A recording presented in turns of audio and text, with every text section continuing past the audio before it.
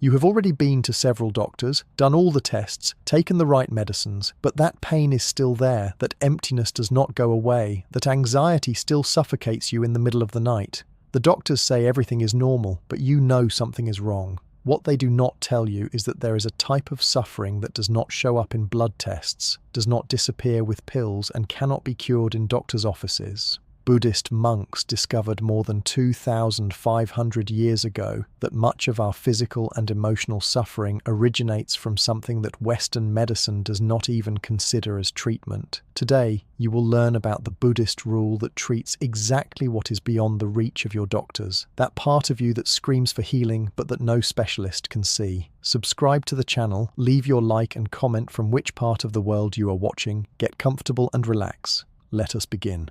There exists a secret that has been passed down through Buddhist monasteries for over 2,000 years. This secret has nothing to do with herbs or remedies, nothing to do with physical treatments or medical procedures. Yet it has healed countless souls who had tried everything else and found no relief. Today, you are going to discover this ancient wisdom, and it may change everything you thought you knew about healing, about pain, about suffering, and about what it truly means to be well. Perhaps you have been carrying something for a long time. Maybe it is chronic pain that never quite goes away, no matter how many doctors you visit or medications you try. Perhaps it is an illness that has become your constant companion, defining your days and limiting your life. Maybe it is anxiety that grips your chest, depression that clouds your mind, or exhaustion that no amount of rest seems to cure. You have done everything right. You have followed medical advice, taken your prescriptions, changed your diet, tried alternative therapies. Some things helped a little, some things helped for a while, but the deep suffering remained, and you began to wonder if this is simply how life will be from now on. What if I told you that the Buddha discovered something 25 centuries ago that addresses the very heart of your suffering? What if the relief you have been seeking does not require you to eliminate your symptoms, but rather to transform your relationship with them? This is not about positive thinking or pretending your pain does not exist. This is about something far more profound, something that cuts to the root of human suffering itself. In a monastery in ancient India, there lived a monk who had been suffering from a painful illness for many years. His body ached constantly. Simple movements that others took for granted caused him significant discomfort. He had tried every available treatment, consulted with the most knowledgeable healers of his time, and practiced every meditation technique he knew. Still, the pain persisted. One day, in complete desperation, he approached the Buddha himself. "Master," he said, tears streaming down his face, "I have done everything I know to do, and still I suffer. The pain in my body is one thing, but the suffering in my mind is far worse. I am beginning to lose hope. Can you help me?" The Buddha looked at him with infinite compassion and said something that initially seemed to make no sense. "You have been struck by one arrow, but you keep shooting yourself with a second arrow. The first arrow is your physical pain. This is what the Buddha called inevitable suffering, the pain that comes simply from having a human body in a world where bodies break down, where illness happens, where aging is unavoidable. But the second arrow is the suffering you create in your mind about the pain. This is the arrow of resistance, of wishing things were different, of fighting against what is, of the stories you tell yourself about what the pain means. This second arrow causes far more suffering than the first, and this second arrow is completely optional." The monk listened carefully, and something began to shift in his understanding. The Buddha continued, "Your pain may or may not go away. I cannot promise you that, but your suffering about the pain can end today, in this very moment, if you are willing to stop shooting yourself with the second arrow." This teaching became known as the parable of the two arrows, and it contains the secret that can heal what your doctor could not heal. Not because doctors are wrong or medicine is useless, but because there is an entire dimension of suffering that medicine was never designed to address. This is the suffering we create in our own minds through our resistance to what is. Think about your own experience for a moment. When you feel pain or discomfort, what happens in your mind? Perhaps you immediately tense up. Maybe you think, "Here it is again. This is never going to get better. Why is this happening to me? What did I do to deserve this? I cannot stand this. I cannot live like this." These thoughts arise so quickly and automatically that you probably do not even notice them as separate from the physical sensation itself. The physical discomfort and the mental anguish feel like one unified experience, but they are not. They are two distinct arrows. The physical sensation, whatever it is, has certain qualities. It might be sharp or dull, burning or aching, constant or intermittent. These are simply sensations, pieces of information your nervous system is providing. But then the mind gets involved. The mind adds layers of interpretation, resistance, fear, and meaning. The mind says this sensation should not be here. The mind says this sensation means something terrible about your future. The mind says you are broken, damaged, less than whole. The mind creates an entire narrative around the physical sensation, and this narrative is where the deepest suffering lives. In ancient China, there was a Zen master who was known for his remarkable peace despite suffering from a severe chronic condition. Students would come from distant lands to understand how he maintained such serenity while living with constant physical discomfort. One day, a young seeker asked him directly, "Master, does it hurt?" The master smiled and replied, "Yes, it hurts." The student looked confused. "But you seem so peaceful. How can you be at peace if you are in pain?" The master's response illuminated everything. The body hurts. The mind does not. Pain is simply a sensation arising in consciousness. When I do not add resistance to the sensation, when I do not tell stories about what it means or how it should not be here, what remains is simply a sensation. Sensations come and go. They arise and pass away. They are not personal. They are not punishment. They are simply part of the dance of existence. This is the Buddhist rule that can heal what your doctor could not heal. It is the practice of radical acceptance. Not acceptance in the sense of giving up or becoming passive. Not acceptance that means you stop seeking medical help or taking care of yourself. But acceptance, in the deepest sense, the recognition that this moment is exactly as it is, and your resistance to that fact creates a layer of suffering that is completely unnecessary. You might be thinking, but my pain is real. My illness is real. How can acceptance help that? This is a vital question, and it reveals a common misunderstanding. Acceptance does not mean the pain is not real. Acceptance does not mean you like the pain or want it to continue. Acceptance does not mean you stop doing everything you can to address the physical issue. Acceptance means you stop adding the second layer of suffering, the layer that comes from fighting against the reality of this present moment. Consider what happens when you resist your pain. Your muscles tense around the area of discomfort, often making the physical sensation worse. Your breath becomes shallow and rapid, activating your stress response and flooding your body with tension-creating hormones. Your mind spirals into catastrophic thinking, imagining the worst possible futures and replaying the most difficult moments from the past.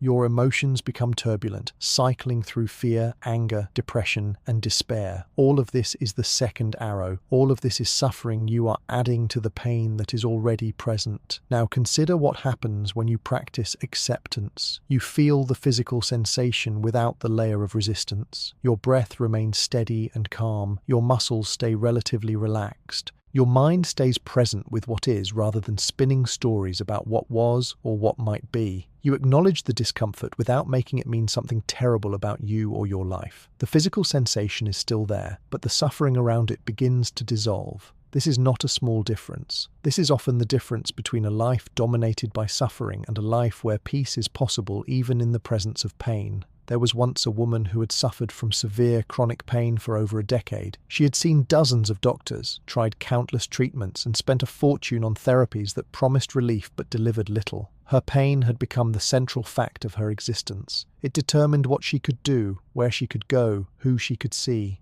She had lost her career, many of her friendships, and much of her joy. She felt like a shell of who she used to be. Then, one day, she encountered a Buddhist teacher who introduced her to the parable of the two arrows. At first, she was angry. "Are you telling me that my suffering is my own fault? That I am doing this to myself?" The teacher responded with great gentleness. "I am telling you that you have been doing something incredibly difficult. You have been carrying not just the burden of your physical pain, but also the enormous weight of resisting that pain every moment of every day. This resistance is not your fault. It is what we all do naturally. Our minds are wired to resist discomfort. But this resistance can be released, and when it is, something miraculous can happen." The teacher guided her through a simple practice. "Right now, just for this moment, stop trying to get rid of the pain. Stop wishing it were different. Stop thinking about what it means or how long it will last. Simply feel the sensation exactly as it is. Describe it to yourself without judgment. Where is it located? What is its quality? Does it stay constant or does it change? Breathe with it rather than against it. Say yes to it rather than no.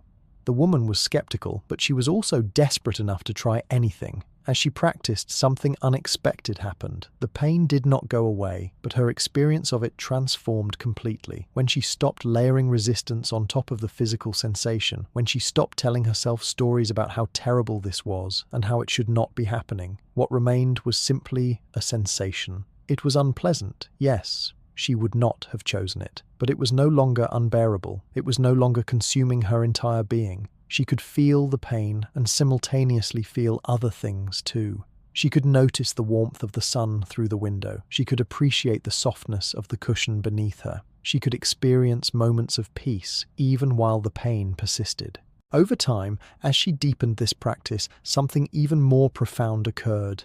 The pain itself began to change. Not because she was trying to change it, but because her nervous system was no longer in a constant state of stress and resistance. The muscles that had been chronically tight began to release. The stress hormones that had been continuously flooding her system began to normalize. Her sleep improved because she was no longer lying awake fighting against her experience. And as her overall state improved, the intensity and frequency of the pain episodes decreased. Not overnight and not completely, but significantly enough that she could begin to reclaim her life. This is what the Buddhist rule can do. This is the healing that becomes possible when you stop shooting yourself with the second arrow. Does this mean everyone who practices acceptance will have their physical symptoms improve? No. Sometimes the body has conditions that persist regardless of our mental state. But even in those cases, the suffering around the condition can be dramatically reduced. And in many cases, especially with conditions that are stress-related or nervous system-related, the physical symptoms themselves often improve when the mental resistance is released. Modern science is now beginning to understand what the Buddha taught 25 centuries ago.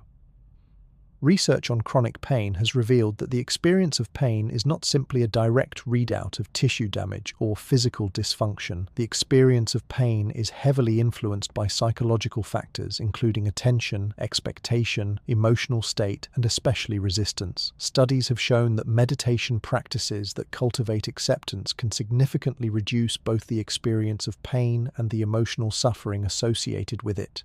Brain scans of experienced meditators show that while the pain signal still registers in the sensory areas of the brain, there is far less activation in the areas associated with emotional suffering and self-reference. What this means is that the Buddha was right. There is a dimension of our suffering that is created by our own minds, by our resistance to what is. And this dimension can be transformed through practice. Not through denying reality or pretending everything is fine, but through the deepest acceptance of what is true right now in this moment. This is not resignation or defeat. This is the most profound courage, the willingness to meet reality exactly as it is without the protective buffer of resistance and denial. You might be wondering how to begin this practice in your own life. The beautiful truth is that you can start right now, in this very moment. You do not need special equipment or a particular setting.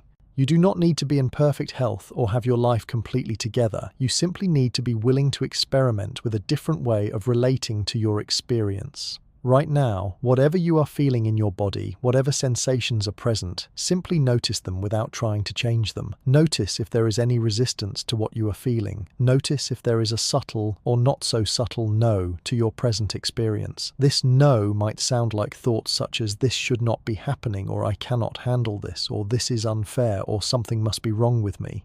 These thoughts are the second arrow. They are the voice of resistance. Simply becoming aware of this resistance is the first step toward releasing it. You do not have to force yourself to stop resisting. You simply notice that resistance is present, the same way you might notice a bird flying past your window. Oh, there is resistance. There is the mind saying no to what is.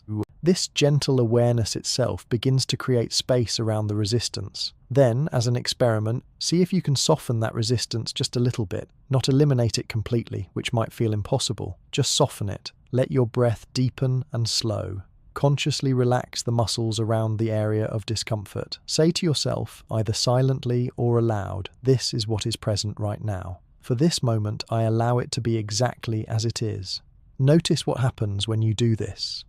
You might feel a small sense of relief, a tiny bit of space opening up, or you might feel nothing different at all. That is okay too. This is a practice, not a magic trick. It works cumulatively, gradually retraining your nervous system and your mind to relate to difficult sensations in a new way. In the Buddhist tradition, there is a practice called noting, where you simply label your experience without judgment. If you feel pain, you mentally note pain, pain. If you feel resistance, you note resistance, resistance. If you feel fear about the pain, you note fear, fear. This simple practice of noting creates what is called the space of awareness. Instead of being completely identified with the pain or the resistance or the fear, you become the awareness that notices these experiences arising. This awareness is spacious, calm, and inherently peaceful. It is like the sky that remains unchanged whether the weather is stormy or clear. As you practice noting, you begin to experience a profound shift in your identity. You realize that you are not the pain. You are the awareness in which pain arises. You are not the resistance. You are the awareness that notices resistance. You are not even the body that hurts or the mind that thinks. You are the vast, spacious awareness in which all of these experiences come and go. This recognition is deeply healing because it reveals that no matter what happens to your body or your mind, your essential nature remains whole, complete, and untouched. As we continue this journey into the Buddhist wisdom that heals what medicine alone cannot heal, we must look more deeply at why this practice of acceptance and non-resistance is so profoundly transformative. It is not just a technique or a coping mechanism, it is a fundamental shift in how you relate to reality itself, and this shift has ripple effects throughout every dimension of your being. To understand this more fully, we need to explore what the Buddha called the 3 characteristics of existence, the fundamental truths about reality that, when truly understood, liberate us from unnecessary suffering. The first characteristic is impermanence. Everything that exists is constantly changing. Your body is changing in every moment. Cells are dying and being replaced.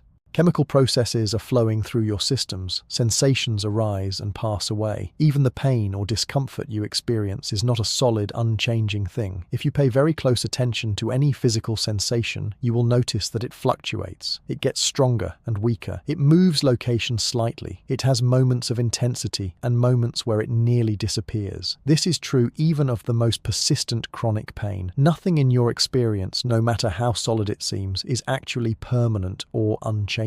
Why does understanding impermanence help with healing? Because so much of our suffering comes from treating temporary experiences as if they were permanent. When you are in pain, your mind immediately jumps to the conclusion that this pain will last forever. You project this moment's discomfort into an endless future, creating a sense of hopelessness. But the truth of impermanence means that this moment's experience is just this moment's experience. It does not determine the next moment or the moment after that. Everything is always in flux, always changing, always flowing. There is a story of a meditation student who was suffering from intense pain during a long retreat. She felt convinced she could not continue. The pain in her knees was so severe that she was sure permanent damage was being done. She approached her teacher in tears, ready to give up. The teacher asked her a simple question: is the pain exactly the same intensity in every single moment, or does it change?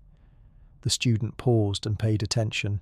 It changes, she admitted. Sometimes it is sharper, sometimes more dull. Sometimes it spreads, sometimes it concentrates.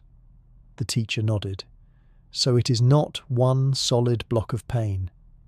It is a constantly changing river of sensations. Can you be present with this moment's sensation without adding to it the suffering of imagining endless future moments? This student discovered something profound. When she stopped resisting the pain and stopped projecting it into an imagined future, when she simply stayed with the sensation as it was in each moment, she found she could continue, not because the pain became less, but because she was no longer creating the additional suffering of permanence where none existed. She was meeting reality as it actually was, impermanent and constantly flowing, rather than fighting against the imagined, solid, unchanging block of suffering. You can apply this same understanding to whatever you are dealing with. The anxious thought that feels like it will never end actually lasts only a few seconds before it is replaced by a different thought. The wave of nausea or fatigue or pain rises and then it falls. The sleepless night eventually gives way to day. Nothing lasts forever. Everything changes. This is not just philosophical theory. This is observable reality if you pay close enough attention. And when you truly internalize this truth of impermanence, hope becomes possible even in difficult circumstances.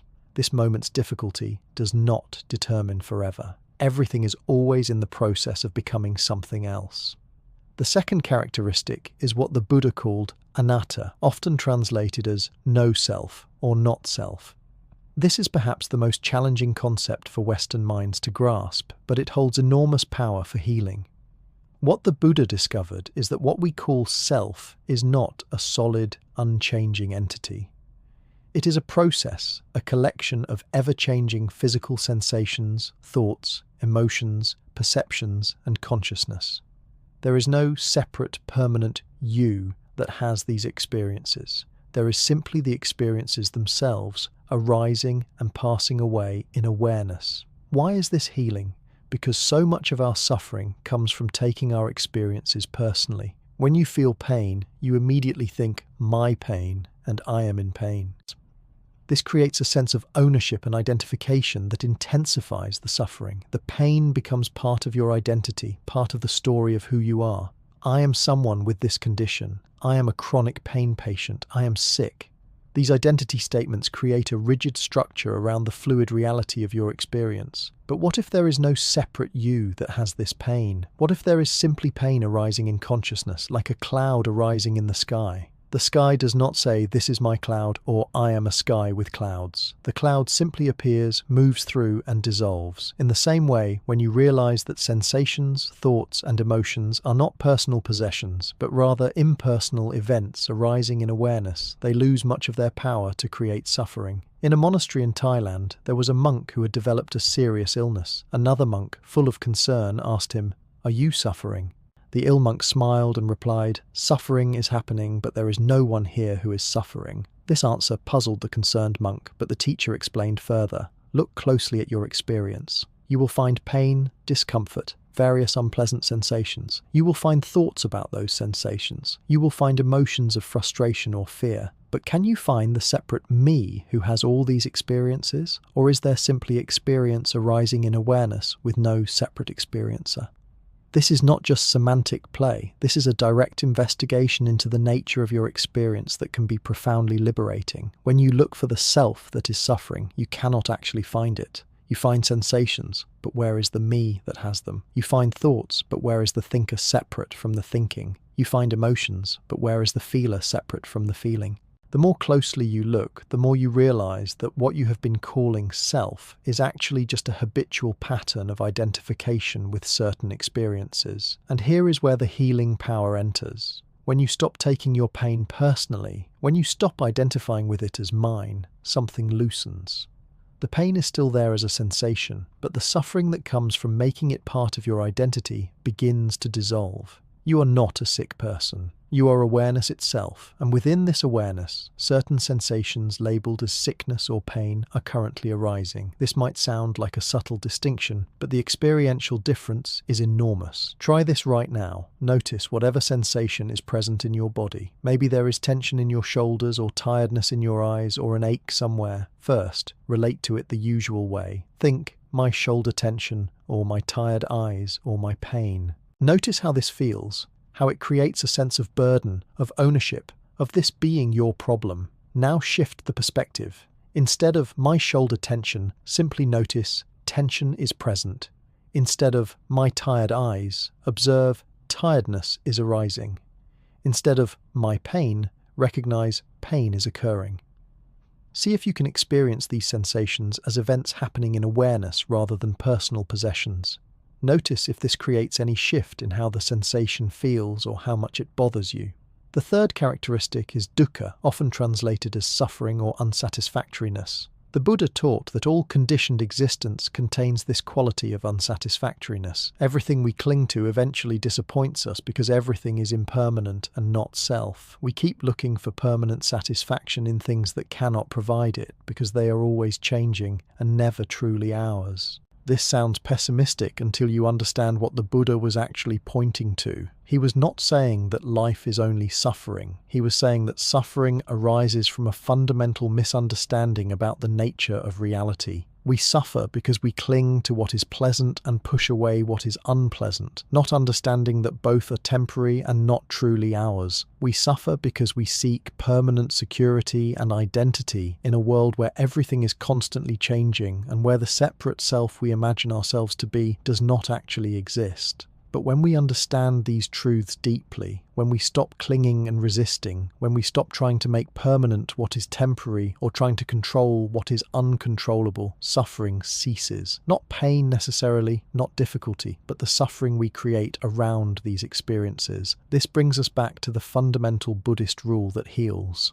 The healing comes not from changing the first arrow, the inevitable difficulties of having a human body and living in a world where bodies break down, where illness happens, where aging occurs, where death is certain. The healing comes from removing the second arrow, the suffering we create through our resistance to what is, through our clinging to what we want, and our aversion to what we do not want, through our fundamental misunderstanding of the impermanent, not-self nature of all experience. In modern terms, we might say that the Buddha discovered the root cause of the suffering that medicine cannot touch. Medicine can address the physical body, can treat disease and injury, can manage symptoms and sometimes cure conditions. This is valuable and important. But medicine cannot address the suffering that comes from your relationship with your experience. Medicine cannot heal the pain of resistance. Medicine cannot cure the anguish of wishing things were different than they are. Medicine cannot fix the suffering that comes from clinging to a self-image or an expectation of how life should be. This is why so many people who are medically stable still suffer tremendously, and why some people with serious medical conditions live with remarkable peace. The difference is not in the physical condition, but in the relationship to the condition. Two people can have identical diagnoses, but completely different levels of suffering, depending on whether they are shooting themselves with the second arrow. Consider someone with chronic back pain. Person A has this condition and is completely consumed by suffering. Every morning begins with dread. Every activity is filtered through the lens of, will this make my back worse? Every social invitation is declined because I cannot do that with my back.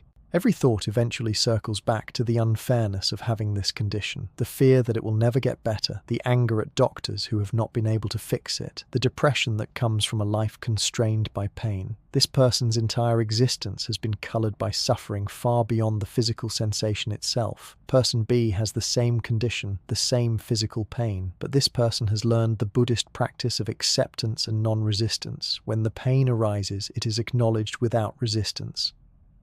There is the back pain again.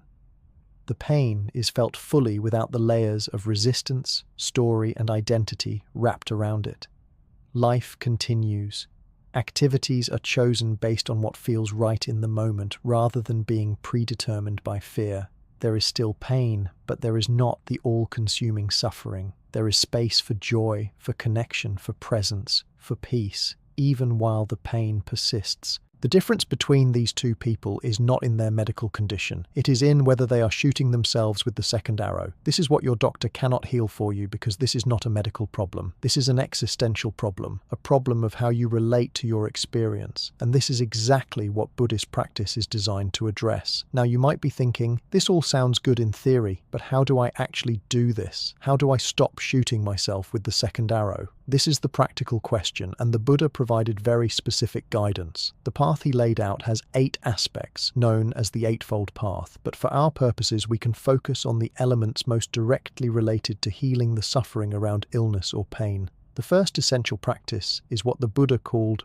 right view, or right understanding. This means truly understanding the principles we have been exploring, not just intellectually agreeing with them, but seeing their truth in your direct experience.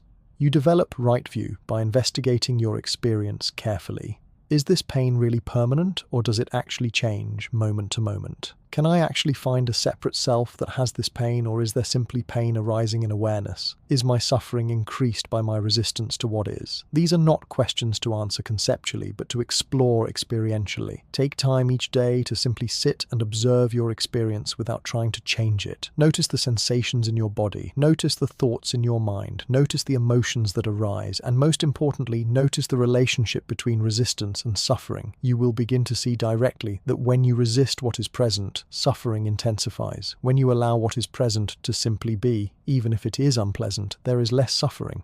This direct seeing gradually establishes right view, not as a belief, but as a lived understanding. The second essential practice is right intention or right resolve. This means cultivating the intention to release resistance, to meet reality with acceptance, to respond to difficulty with compassion rather than aversion. Every morning when you wake up, you can set this intention. Today, I will practice meeting my experience with acceptance. When pain arises, I will practice allowing it rather than fighting it. When difficulty comes, I will practice responding with compassion rather than resistance. This intention might seem weak or insufficient when you are in the midst of intense pain or suffering, but intention is actually enormously powerful. Your intention shapes your attention, and your attention shapes your experience. When you have set the intention to practice acceptance, you will catch yourself more quickly when you slip into resistance. You will remember to soften, to breathe, to allow. Over time, this intention becomes stronger and more automatic until acceptance becomes your default response rather than something you have to remember to do. The third essential practice is right mindfulness. This means paying attention to your present moment experience with openness and curiosity rather than judgment. Mindfulness is the foundation of all Buddhist practice because you cannot change your relationship with your experience if you are not aware of that experience and that relationship. Most of us spend most of our time lost in thought, replaying the past or rehearsing the future, barely aware of what is actually happening right now. Mindfulness practice trains you to come back to the present moment again and again, and in the present moment you discover something remarkable. The present moment is actually manageable. It is only when you add the weight of past and future that experience becomes overwhelming. This moment's sensation, whatever it is just this moment's sensation.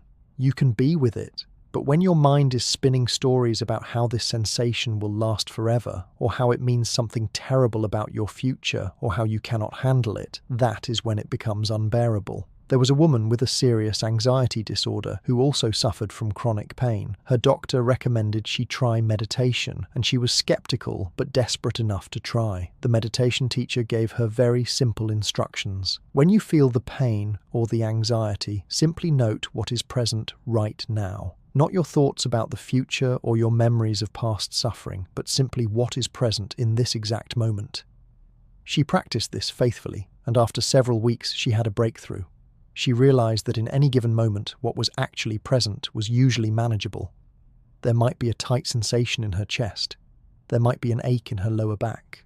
There might be a worried thought passing through.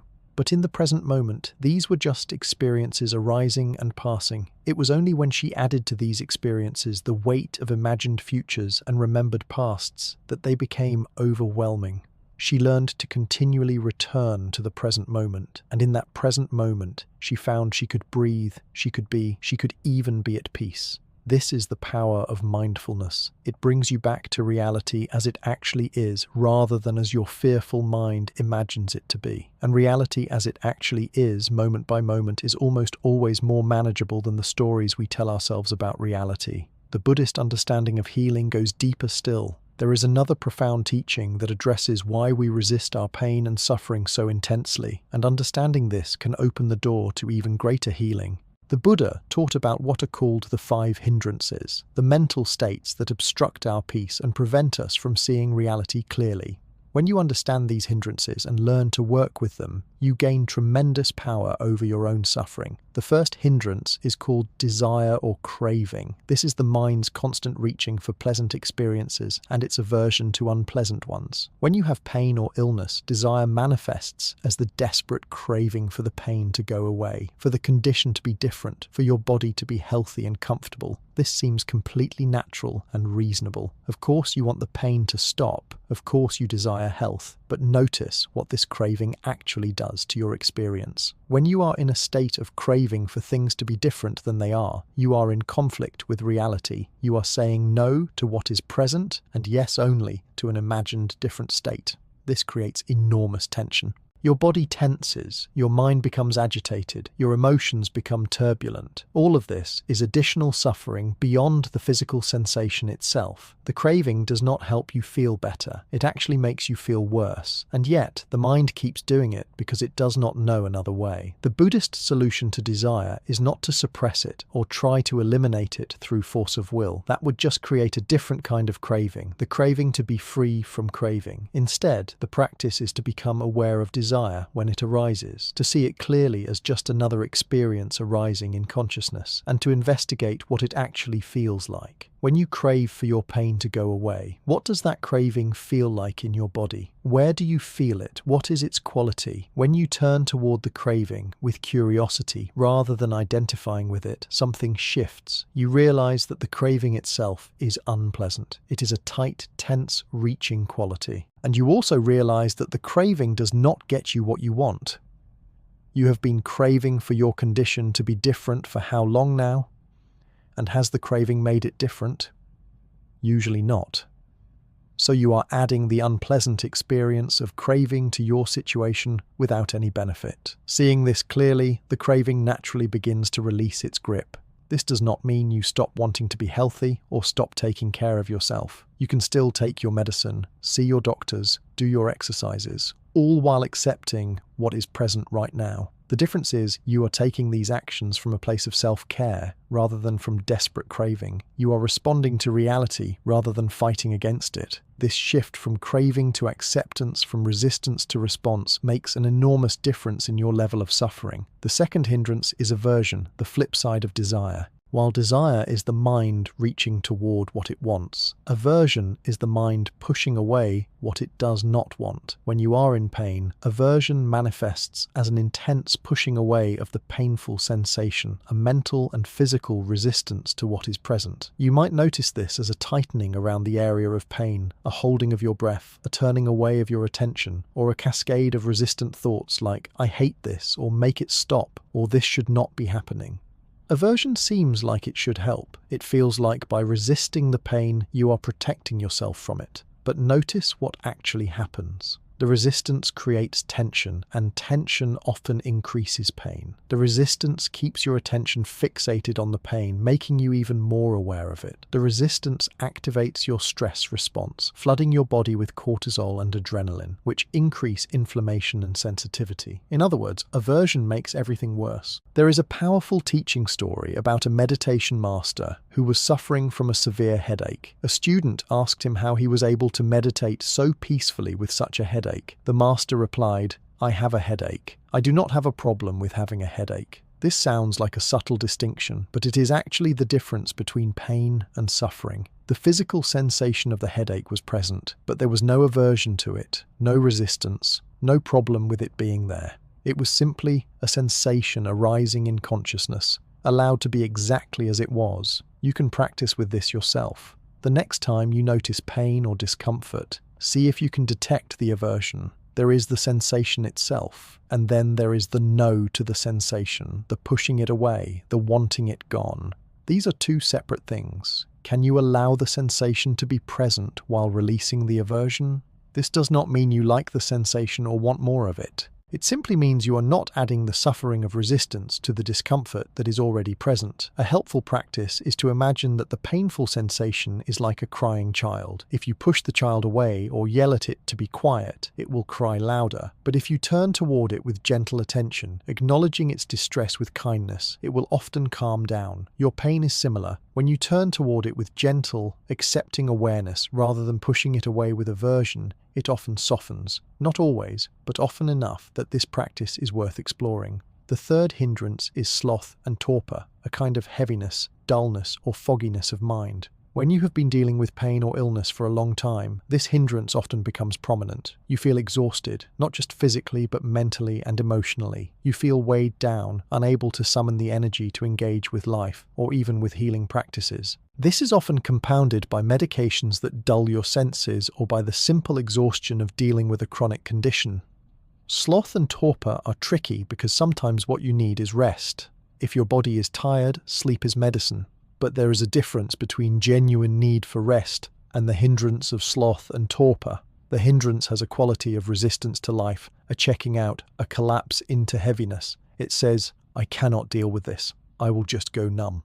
While this might feel like relief in the moment, it actually prevents healing because healing requires awareness and engagement. The Buddhist approach to sloth and torpor is to bring energy and interest to your experience. This might mean doing some gentle movement to activate your body. It might mean opening your eyes if they have been closed. It might mean investigating your experience with curiosity. What exactly does this tiredness feel like? Where is it located? Is it uniform or does it vary? This interested investigation brings energy and brightness to your awareness, countering the dullness. You might also work with intention and inspiration. Remind yourself why you are practicing. Recall moments when the practice has helped. Read teachings that inspire you. Connect with others who are on a similar path. All of these can bring fresh energy when you have fallen into dullness. The key is to recognize sloth and torpor as a hindrance rather than as the truth of your experience. You are not inherently dull or foggy. That is just a temporary state of mind that can be worked with. The fourth hindrance is restlessness and worry, the opposite of sloth and torpor. This is the agitated, anxious quality of mind that cannot settle, that jumps from thought to thought, that constantly worries about the future or replays the past. When you are dealing with illness or pain, this hindrance often manifests as constant worry. What if the pain gets worse? What if the doctors cannot help? What if this condition never improves? What if I lose my job, my relationships, my independence? The mind spins and spins, creating endless suffering around every possible negative scenario. Restlessness and worry are exhausting. They burn through your energy and leave you depleted while accomplishing nothing useful. Worry does not solve problems. Planning solves problems. Appropriate action solves problems. But worry just churns the same anxious thoughts over and over, creating stress without any benefit. The Buddha saw very clearly that worry is a useless form of suffering, one of the clearest examples of the second arrow. The antidote to restlessness and worry is to come back to the present moment and to ground yourself in your body. Worry lives entirely in imagined futures. When you return to what is actually true right now, in this moment, you often find that right now is okay. Right now, you are breathing. Right now, you are here. Right now, whatever is present, you are meeting it. The catastrophic futures your mind imagines have not happened and may never happen. This moment is what is real. A practice that is helpful for worry is to ask yourself, can I handle this moment? Not the imagined future moments with all their possible difficulties, but just this one actual present moment. Almost always, the answer is yes. You are handling this moment. You are here. And then when the next moment comes, you can ask again, can I handle this moment? And again, the answer is usually yes.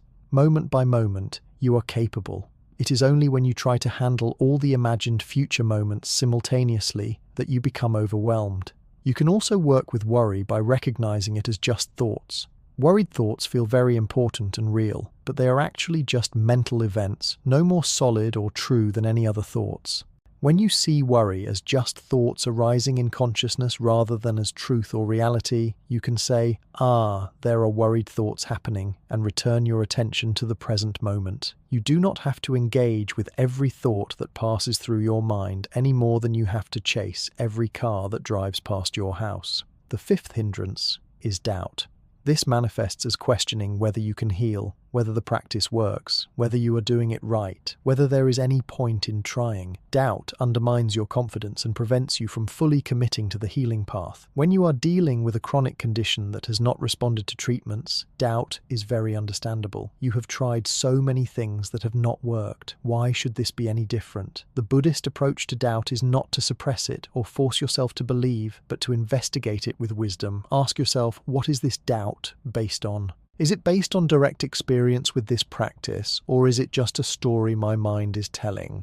Often doubt arises before you have given a practice a genuine try. You read about acceptance or mindfulness, and your mind immediately says, that will not work for me. My situation is different. My pain is too severe. But this is just speculation. You do not actually know until you try. And not just try once or twice, but commit to the practice for a sustained period with genuine effort. The Buddha himself said not to believe his teachings just because he said them, but to test them in your own experience. If you practice acceptance and mindfulness consistently for a month or 3 months or 6 months, and you find that your suffering has not decreased at all, then you have genuine grounds for doubt. But doubt that arises before you have even tested the practice is just the mind's fear of trying something new. You can also counter doubt by recalling times when the practice has helped, even if only a little. Maybe there was one moment when you were able to accept your pain and it felt less overwhelming. Maybe there was one evening when you practiced mindfulness and you slept better. These moments of direct experience are more trustworthy than the doubtful stories your mind tells. Build on what you know from your own experience rather than listening to speculative doubt. Working with these 5 hindrances is a crucial part of the Buddhist approach to healing. The hindrances are not enemies to be fought, but simply conditioned patterns of mind that can be recognized and released. When you understand what is happening in your mind, when you can see desire arising or aversion or sloth or restlessness or doubt, you gain tremendous freedom. You are no longer at the mercy of these states. You can recognize them, understand them, and choose a different response. There is a traditional Buddhist teaching that compares the mind to a body of water. When desire is strong, the water is like a boiling pot, agitated and churning. When aversion is present, the water is like a pool with algae growing on top, covered over and dark. When sloth and torpor dominate, the water is like a frozen lake, heavy and immobile. When restlessness prevails, the water is like a lake whipped by wind, too disturbed to reflect anything clearly. When doubt is present, the water is muddy, unable to see the bottom or reflect the sky clearly. But when these 5 hindrances are absent or have been worked with skillfully, the water becomes clear and still. In this clear, still water, you can see all the way to the bottom. You can see reality as it actually is. You can see that your pain, while unpleasant, is just a sensation. You can see that your thoughts about the pain are just thoughts. You can see that beneath all the turbulence, there is a fundamental okayness, a basic peace that is always present. This clear seeing is itself healing. As you continue to practice, you develop what is called the witness consciousness, or observing awareness. This is the part of you that can notice what is happening in your body and mind without being completely identified with it or overwhelmed by it. You have pain, but you are not the pain. You have worried thoughts, but you are not the thoughts. You have emotions of fear or frustration, but you are not those emotions. You are the spacious awareness in which all of these experiences arise and pass away. Developing this witness consciousness is one of the most powerful forms of healing available because it gives you a stable platform from which to meet any experience. No matter how intense the pain, no matter how difficult the emotion, no matter how challenging the circumstance, there is a part of you that can observe it with some degree of space and calm.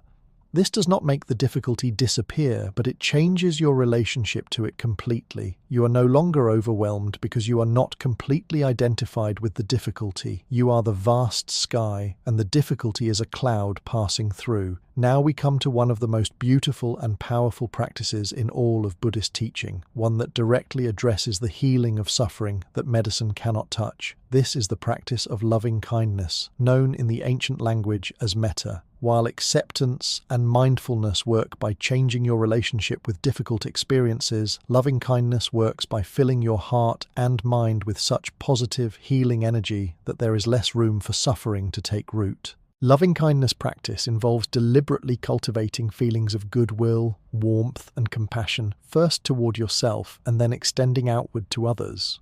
For someone dealing with chronic pain, illness, or suffering, this practice can be revolutionary. So often when you are in pain, you develop an adversarial relationship with your own body and mind.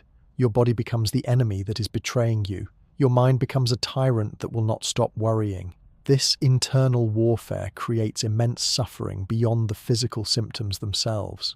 Loving kindness practice invites you to bring a quality of friendliness and care to your own experience, including the painful parts. This is not about making the pain go away through positive thinking. This is about holding your suffering with compassion rather than with resistance and self-judgment. Imagine the difference between a parent who responds to a child's injury with impatience and criticism versus a parent who responds with tender care and comfort. The injury is the same, but the experience for the child is completely different. You can learn to be the compassionate parent to your own suffering. The traditional loving-kindness practice begins with directing kind wishes toward yourself. You might use phrases like, "May I be healthy," "May I be happy," "May I be peaceful," "May I be free from suffering." At first, these phrases might feel mechanical or even absurd, especially if you are in significant pain or distress. Your mind might immediately protest, "But I am not healthy, I am not happy. How is saying these words going to help?" This is where understanding the deeper purpose of the practice is important. You are not making affirmations or trying to convince yourself of something false. You are cultivating an intention, a direction for your heart to face.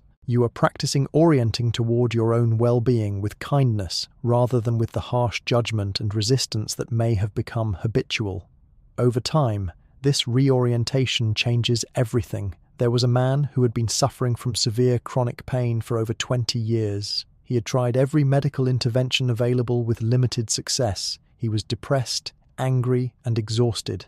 A friend suggested he try a loving-kindness meditation retreat, and though he was skeptical, he decided he had nothing to lose. The instructions were simple, but felt impossible. He was supposed to sit quietly and repeat phrases of loving kindness to himself. "May I be free from suffering. May I be at peace. May I be happy." For the first several days, every time he said these phrases, his mind would immediately respond with bitter thoughts. "What a joke. I will never be free from suffering. Peace is impossible for me. How can I be happy when I live like this?" The teacher encouraged him to notice these thoughts, but to keep returning to the phrases, to keep offering himself these kind wishes, even if his mind rejected them. Slowly, something began to shift. The phrases started to feel less ridiculous. There were moments when saying, "May I be at peace," actually brought a tiny sense of peace. There were moments when wishing himself freedom from suffering brought a softening in his chest. By the end of the retreat, something profound had changed. His pain had not disappeared, but his relationship with it had transformed. He realized that for 20 years he had been at war with his own body, hating it for betraying him, punishing it through tension and resistance, judging himself as weak or broken for having this condition. The loving-kindness practice had taught him a different way. He could have pain and simultaneously have compassion for himself. He could acknowledge his suffering while also holding himself with the tenderness he would offer a dear friend in distress. This man discovered that self-compassion is not self-pity. Self-compassion does not make you weak or passive. In fact, self-compassion gives you strength. When you are constantly judging and criticizing yourself for being sick or in pain, you are depleting your already limited energy. But when you meet your suffering with kindness, you are actually giving yourself a resource, a source of comfort and support that can help you navigate difficult circumstances. The phrases used in loving-kindness practice can be adapted to your specific situation. If traditional phrases do not resonate, you can create your own. Some people find it helpful to use phrases that acknowledge the reality of their condition while still offering kindness. "May I be gentle with myself in this difficulty. May I accept my body as it is. May I find peace even in the presence of pain. May I remember that I am more than this condition." Experiment with different phrases until you find ones that open your heart. After directing loving kindness toward yourself, the traditional practice extends outward.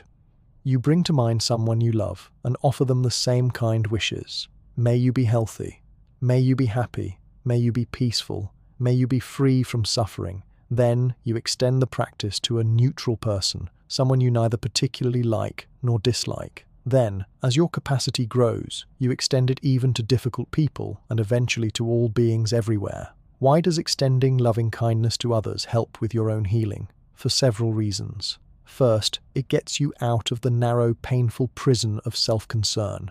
When you are suffering, it is easy to become completely preoccupied with your own condition, your own pain, your own problems. This self-focus actually increases suffering. But when you turn your attention outward with care and concern for others, you become part of something larger than your personal struggle. You remember that suffering is a universal human experience, that countless others are facing difficulties just as you are, and this connection eases isolation. Second, Cultivating loving kindness toward others naturally generates positive emotions in yourself. When you sincerely wish others well, you feel warmer, more open, more connected. These positive emotions are healing. Research has shown that positive emotions like love, compassion, and gratitude have measurable effects on your nervous system, your immune function, and even your pain perception. You are not just thinking nice thoughts, you are actually changing your physiology in beneficial ways. Third, when you practice loving kindness toward difficult people, you are releasing the burden of resentment and anger. Holding on to anger towards someone who has harmed you is like drinking poison and expecting the other person to die. It hurts you far more than it hurts them. This does not mean you condone harmful behavior or that you have to maintain relationships with people who are not good for you. But you can release the anger and wish them well from a distance, and this release is profoundly healing for you. There is a teaching story about a monk who had been deeply hurt by someone in his community. He held on to his anger for years, and it made him physically ill. No medical treatment helped. Finally, he confided in his teacher, who instructed him to practice loving-kindness meditation, specifically for the person who had hurt him. The monk was outraged. "You want me to wish him well after what he did to me? He should be the one apologizing. He should be suffering, not me." The teacher replied gently, "Right now, you are the one suffering. Your anger is making you sick. If you want to heal, you must release this poison from your heart." Reluctantly, the monk began the practice. Every day, he would sit and offer kind wishes to the person who had harmed him, even though it felt forced and false at first. Slowly, over weeks and months, something shifted. The anger began to lose its grip. He realized that holding onto the anger had given the other person power over him for years. By releasing the anger and offering kindness, he was reclaiming his own peace. His physical symptoms began to improve, not because the loving-kindness practice was directly treating his condition, but because releasing the stress of chronic anger allowed his body to heal. You might not have such a dramatic story of betrayal, but you can still work with the loving-kindness practice toward any resentment or bitterness you carry. Maybe you feel anger toward doctors who could not help you. Maybe you resent people who are healthy while you suffer. Maybe you are bitter toward yourself for whatever you think you did to cause your condition.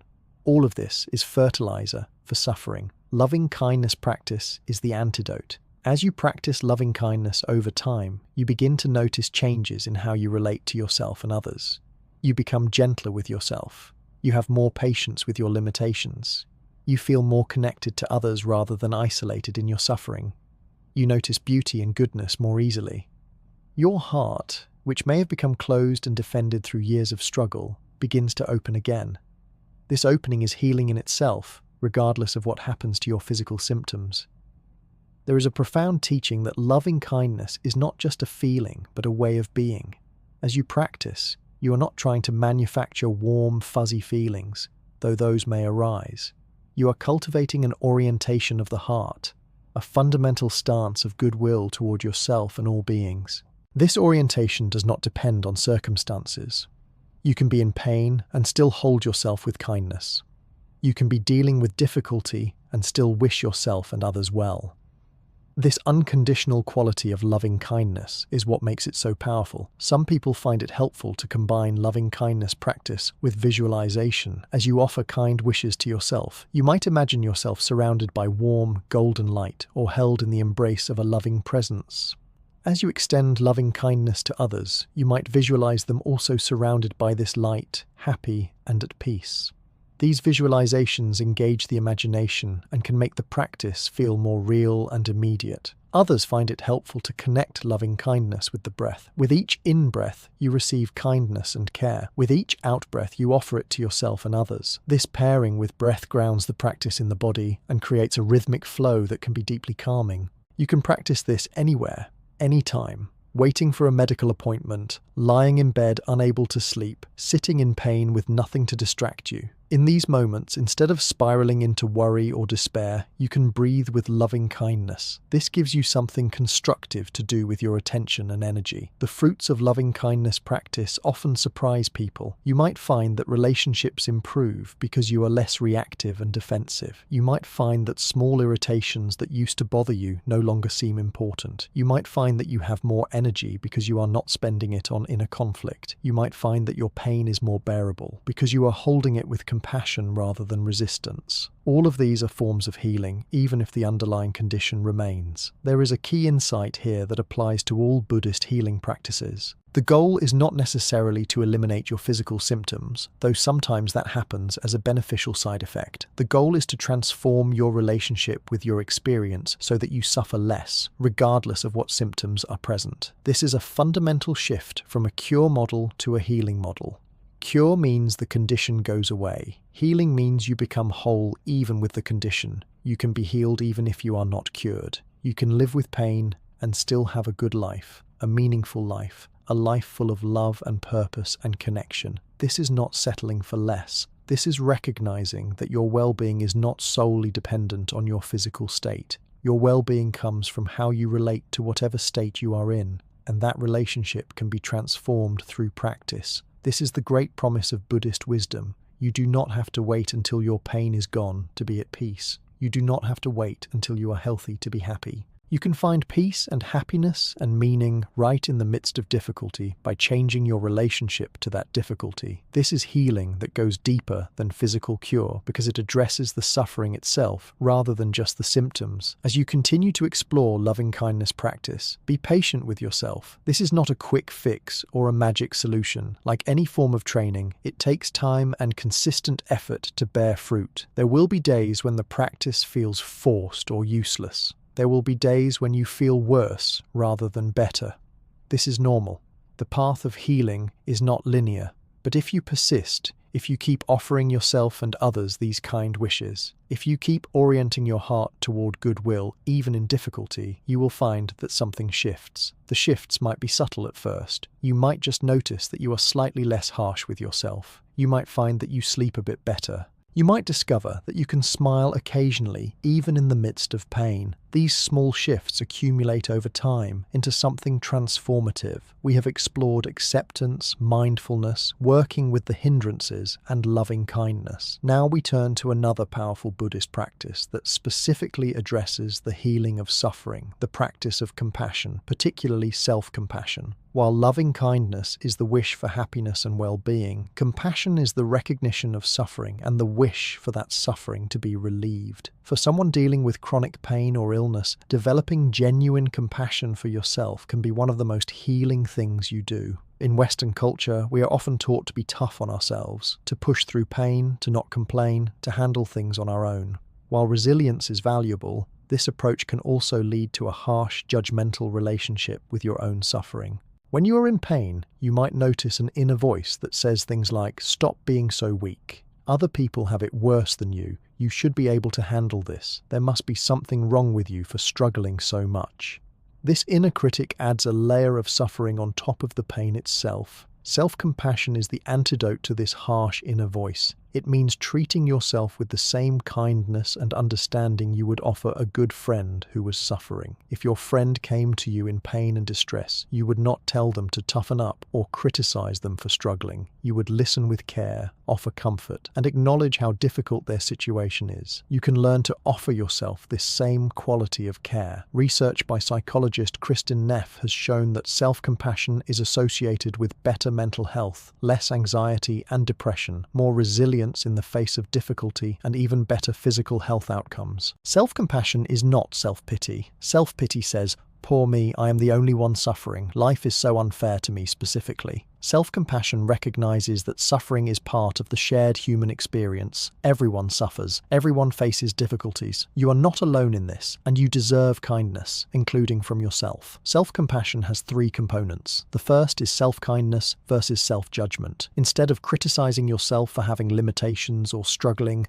you offer yourself warmth and understanding. You recognize that being human means being imperfect, sometimes sick, sometimes in pain. You do not have to berate yourself for this reality. The second component is common humanity versus isolation. You recognize that suffering is universal, not a sign that something is uniquely wrong with you. The third component is mindfulness versus over-identification. You hold your experience with balance, neither suppressing it nor being completely overwhelmed by it. A practice you can do right now is to place your hand over your heart, feel the warmth of your own touch, and speak to yourself with genuine kindness. You might say something like, This is really hard. I am doing the best I can. I am not alone in this struggle. May I be kind to myself in this difficulty. Notice how this feels different from your usual self-talk. Notice if there is any softening, any sense of being held or comforted, even if just slightly.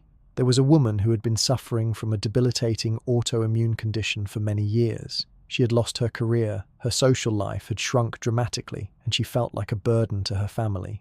The worst part was not even the physical symptoms, but the relentless self-criticism. She felt ashamed of being sick, guilty for needing help, and angry at herself for not being able to just push through and be normal. This inner warfare was exhausting and made everything worse. A therapist introduced her to self-compassion practice, and at first she found it nearly impossible. When she tried to speak kindly to herself, her inner critic would immediately respond with reasons why she did not deserve kindness. You are just being weak. You are making excuses. Other people have it worse and they are not falling apart like you. The therapist helped her see that this critical voice was not the truth about her. It was just a conditioned pattern, a way she had learned to relate to herself that was not serving her. They worked on recognizing when the critic was speaking and consciously choosing a different response. Instead of arguing with the critic or trying to suppress it, she would simply acknowledge that is the critic and then offer herself compassion anyway.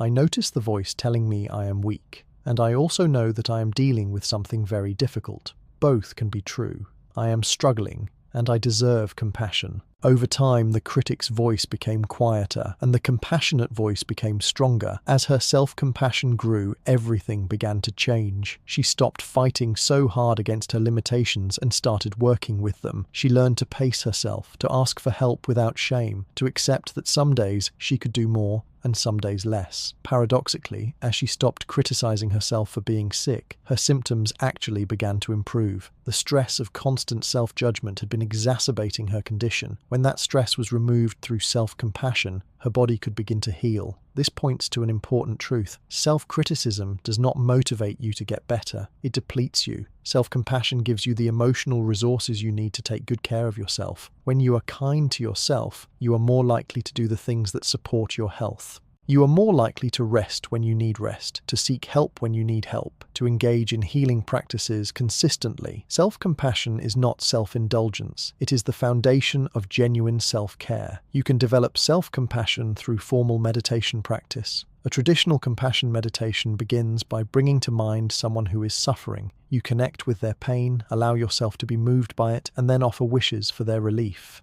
May you be free from suffering. May you find peace. May you be held in compassion. You do this first for someone easy, someone you care about, to activate the feeling of compassion in your heart.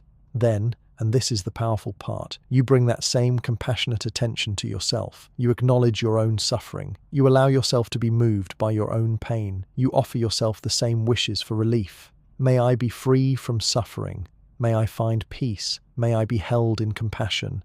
At first, this might bring up resistance or emotion. You might cry, which is okay. Crying can be a release, a sign that you are finally allowing yourself to feel the pain you have been holding. Some people find it helpful to imagine themselves as a child. Think of yourself at a young age, perhaps 5 or 6 years old. Now imagine that child is in pain or distress. Notice how naturally compassion arises for this vulnerable child. You would want to comfort them, protect them, ease their pain. Now recognize that this child is still part of you. The vulnerable, hurting part of you is still here, still deserving of that same compassion. You can offer yourself now the comfort and care you would offer that child. Another approach is to write yourself a compassionate letter. Imagine someone who loves you unconditionally is writing to you about your struggles. What would they say? They would probably acknowledge how hard things have been. They would remind you of your strengths and your efforts. They would offer understanding and encouragement. They would express confidence in your ability to handle this. Write this letter to yourself and then read it whenever you need that compassionate voice.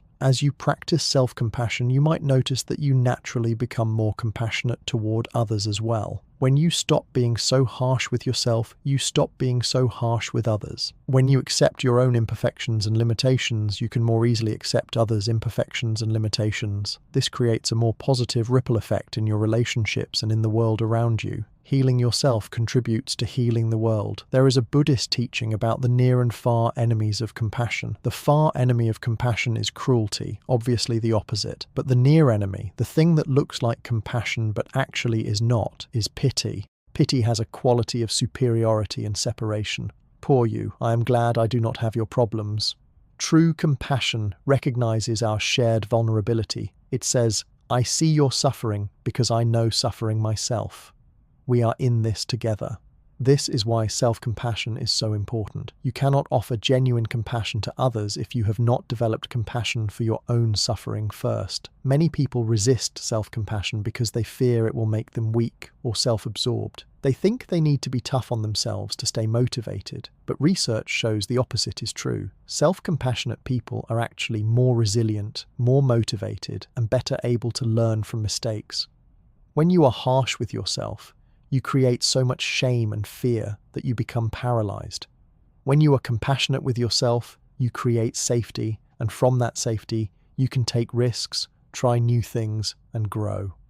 Think about how a good coach works with an athlete. The coach does not berate the athlete for every mistake. That would destroy the athlete's confidence and motivation. Instead, the coach offers constructive feedback with an underlying foundation of belief and support.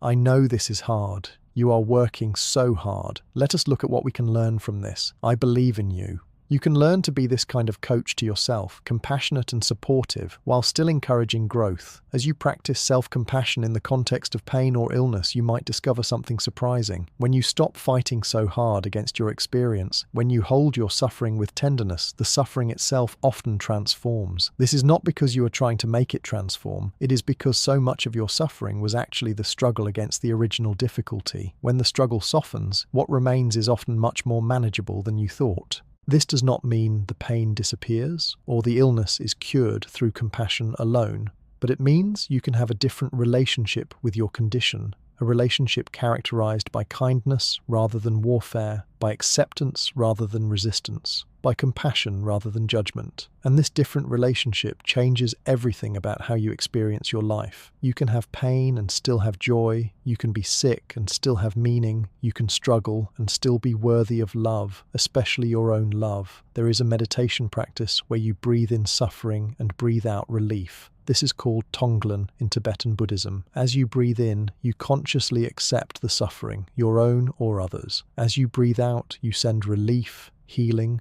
compassion. This practice directly counters the instinct to push pain away. Instead, you are willing to be with the pain, to breathe it in, and in doing so, you discover that you are bigger than the pain. You can hold it without being destroyed by it. Tonglen can be done for yourself when you are in distress. Breathe in the pain, the fear, the difficulty. Breathe out compassion, relief, peace. You are not trying to get rid of the difficult feelings. You are meeting them with compassion. Or you can do Tonglen for others who are suffering. As you breathe in, you connect with the suffering of all beings who are in pain, who are sick, who are afraid. As you breathe out, you offer them all relief and compassion. This practice can transform your relationship with suffering from something to be avoided at all costs to something you can meet with an open heart. The willingness to be with suffering, your own and others, is a profound form of courage. Our culture teaches us to avoid pain, to numb it, to fix it as quickly as possible, to pretend it is not there. All of these strategies have their place, but they also can leave you feeling alone and afraid when pain cannot be avoided.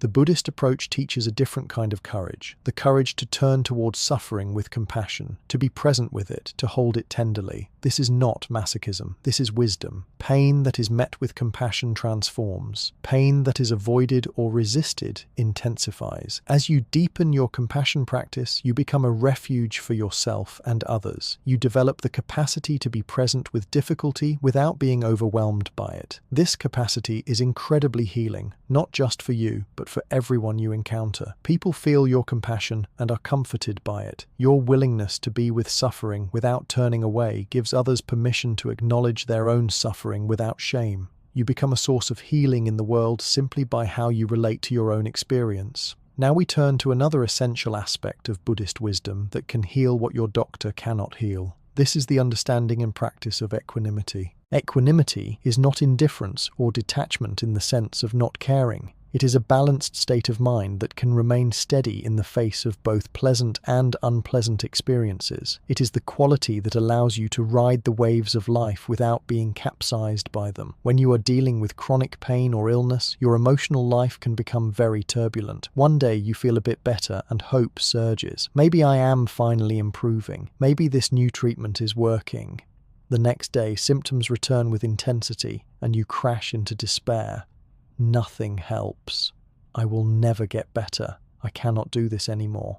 These dramatic swings between hope and despair are exhausting. They are the emotional version of the second arrow. The physical condition has its ups and downs, but the emotional roller coaster you add on top makes everything much harder. Equanimity offers a different way. It does not mean you become a robot without feelings. It means you develop the capacity to experience whatever is present, pleasant or unpleasant, without being completely thrown off balance by it. You can feel disappointment when symptoms worsen without falling into complete despair. You can feel relief when symptoms ease without getting so attached to that relief that you are devastated when pain returns. You learn to hold your experience more lightly, knowing that everything changes, that no state is permanent. The Buddha taught equanimity as one of the 4 divine abodes or immeasurable qualities of the awakened heart, along with loving kindness, compassion, and sympathetic joy. These 4 qualities work together. Loving kindness is the warm wish for happiness. Compassion is the response to suffering.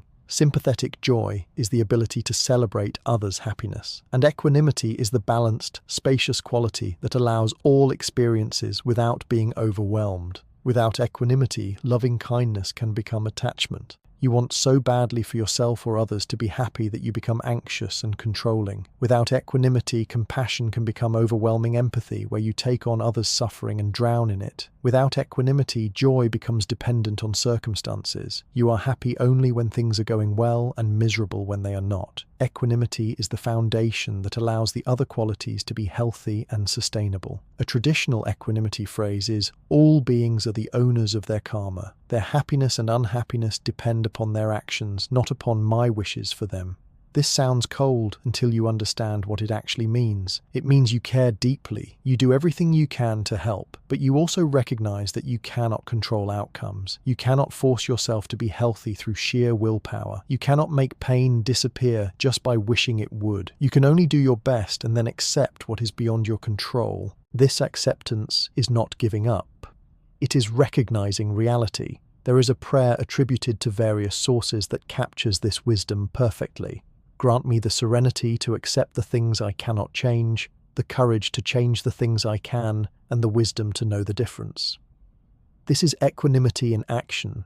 You take responsibility for what is in your control. You do what you can to care for your health, to seek treatment, to practice healing techniques, and then you accept what is not in your control. You accept that bodies are imperfect, that illness happens, that some things cannot be fixed, at least not right now. There was a monk who had developed a progressive illness. As his condition worsened, he remained remarkably peaceful. Other monks asked him how he maintained his equanimity. He explained, "I do everything I can to take care of my health. I take my medicine. I eat well. I rest when I need to. But I also know that this body is governed by causes and conditions far beyond my control. It arose from causes and conditions. It is sustained by causes and conditions, and it will dissolve according to causes and conditions. I do my part, and then I accept what unfolds."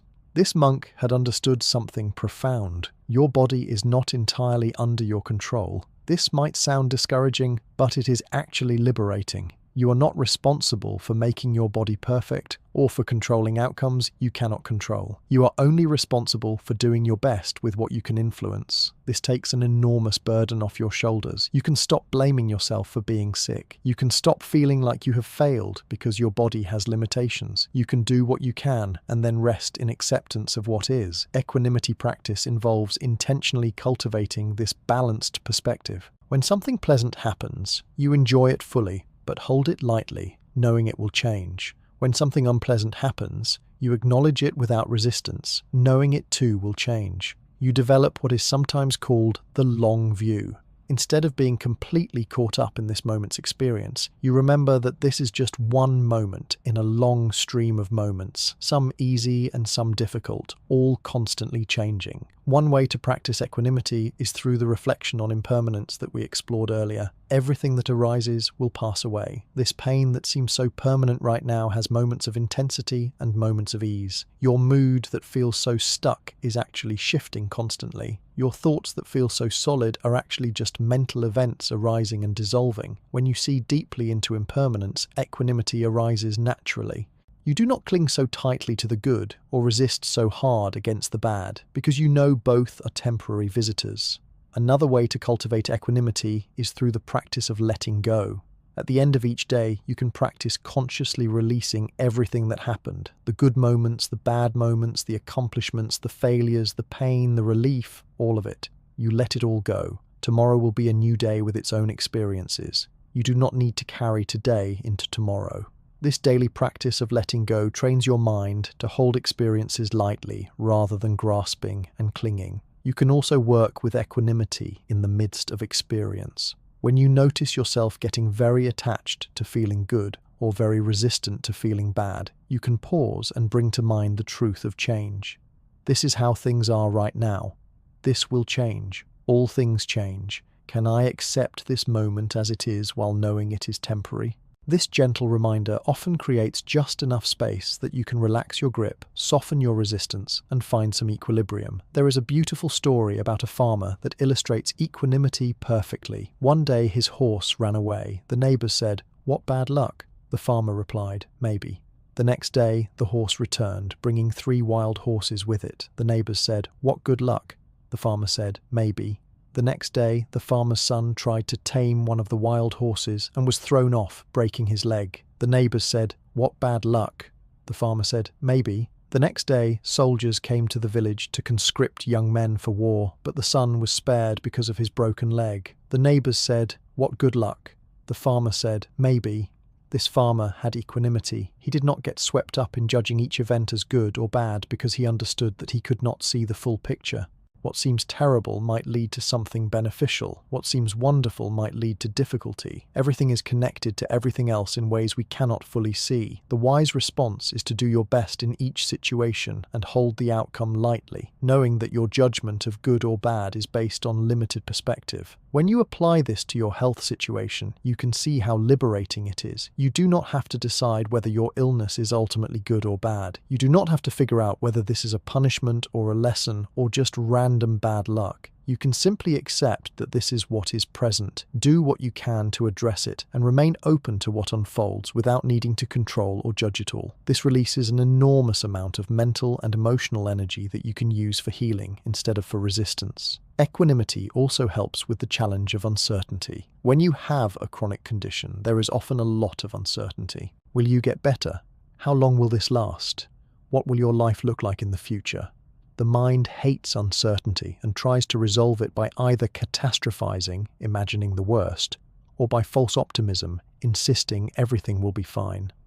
Equanimity offers a third option, accepting uncertainty as part of life. You do not know what will happen, and that is okay. You can live fully in the present moment without needing to have the future figured out. A practice for working with uncertainty is to notice when your mind is spinning stories about the future and to gently bring yourself back to the present.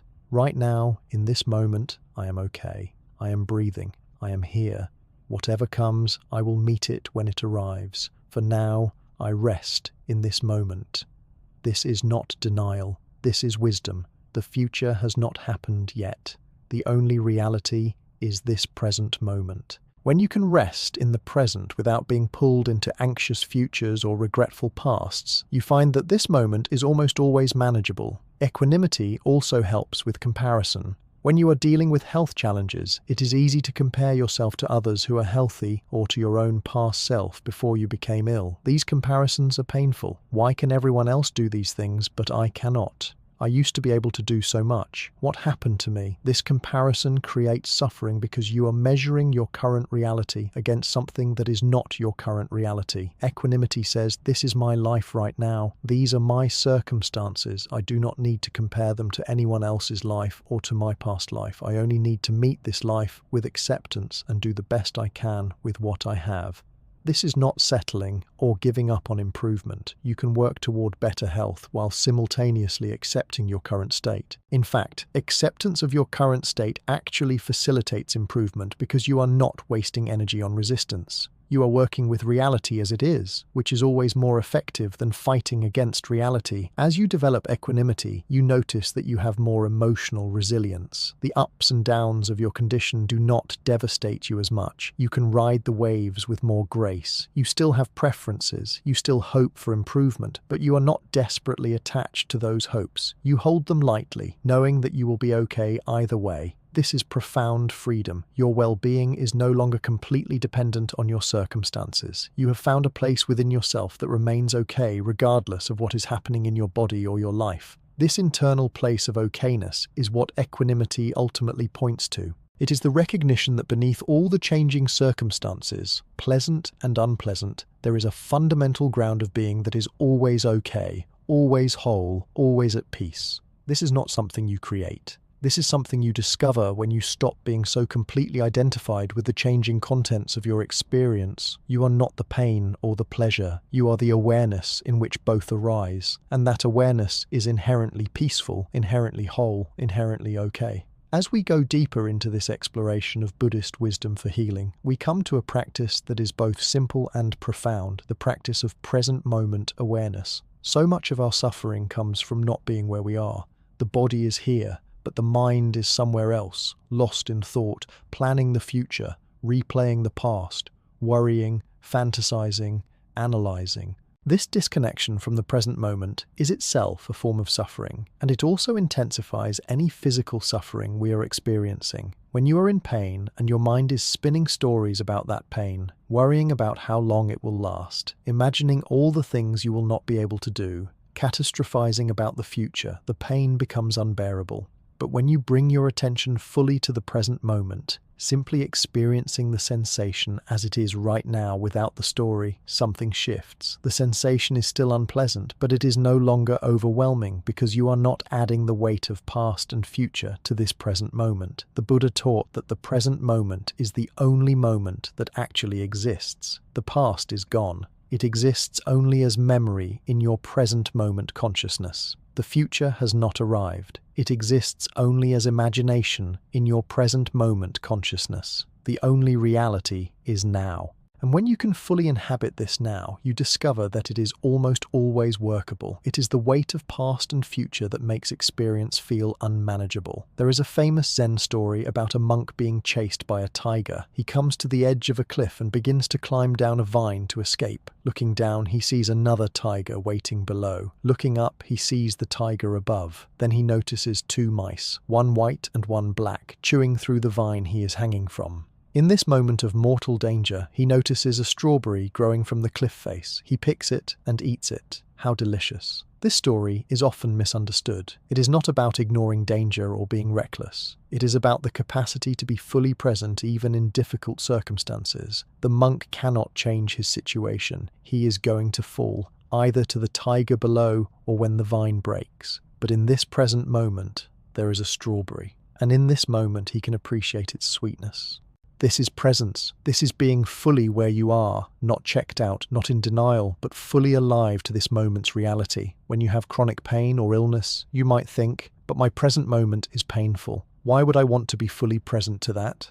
This is a crucial misunderstanding. Being present to pain is different from being lost in thoughts about pain. When you are truly present, you are experiencing the actual sensation rather than your story about the sensation. And the actual sensation, while unpleasant, is just a sensation. It has a location, a quality, an intensity. These are just sensory information. Your mind's interpretation of that information is what creates the suffering. Try this experiment right now. Notice any sensation in your body, any sensation at all. Maybe there is tension in your shoulders or an itch on your face or pressure where you are sitting. Now experience that sensation exactly as it is, without naming it, without judging it, without making a story about it. Just feel the raw sensation for a few moments. Notice that when you are fully present to the sensation without thought, it is just sensation. Your relationship with it changes. It is not good or bad. It is not yours or not yours. It is just energy moving through your awareness. This is what presence offers. It brings you back to the direct experience before the mind has added all its interpretations. And in direct experience, there is usually much less suffering than in the interpreted experience. The pain is still there, but the mental and emotional anguish around it dissolves when you stop telling stories about it.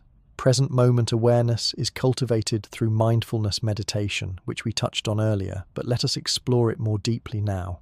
The basic instruction is extraordinarily simple. Pay attention to what is happening right now. You can use your breath as an anchor, coming back again and again to the sensation of breathing. You can use body sensations, systematically bringing attention to different parts of your body. You can use sounds, simply listening to whatever sounds are present without judging or analyzing them. The specific anchor does not matter. What matters is the practice of returning to direct present moment experience again and again. Your mind will wander. This is normal. This is what minds do. You will start paying attention to your breath, and within seconds you will be thinking about something else. The practice is not to stop the mind from wandering. The practice is to notice when it has wandered and gently bring it back, again and again and again. This is the training. Each time you notice you have drifted into thought and return to the present, you are strengthening the mental muscle of awareness. Over time, this practice changes your relationship with your mind. You begin to see that thoughts are just thoughts. They arise, they pass away, they are not necessarily true or important. You do not have to believe everything you think. You do not have to follow every thought stream wherever it wants to go. You can choose where to place your attention. This is freedom. For someone with chronic pain, this freedom is invaluable. When your mind wants to spiral into catastrophic thinking about your pain, you can notice, there are catastrophic thoughts,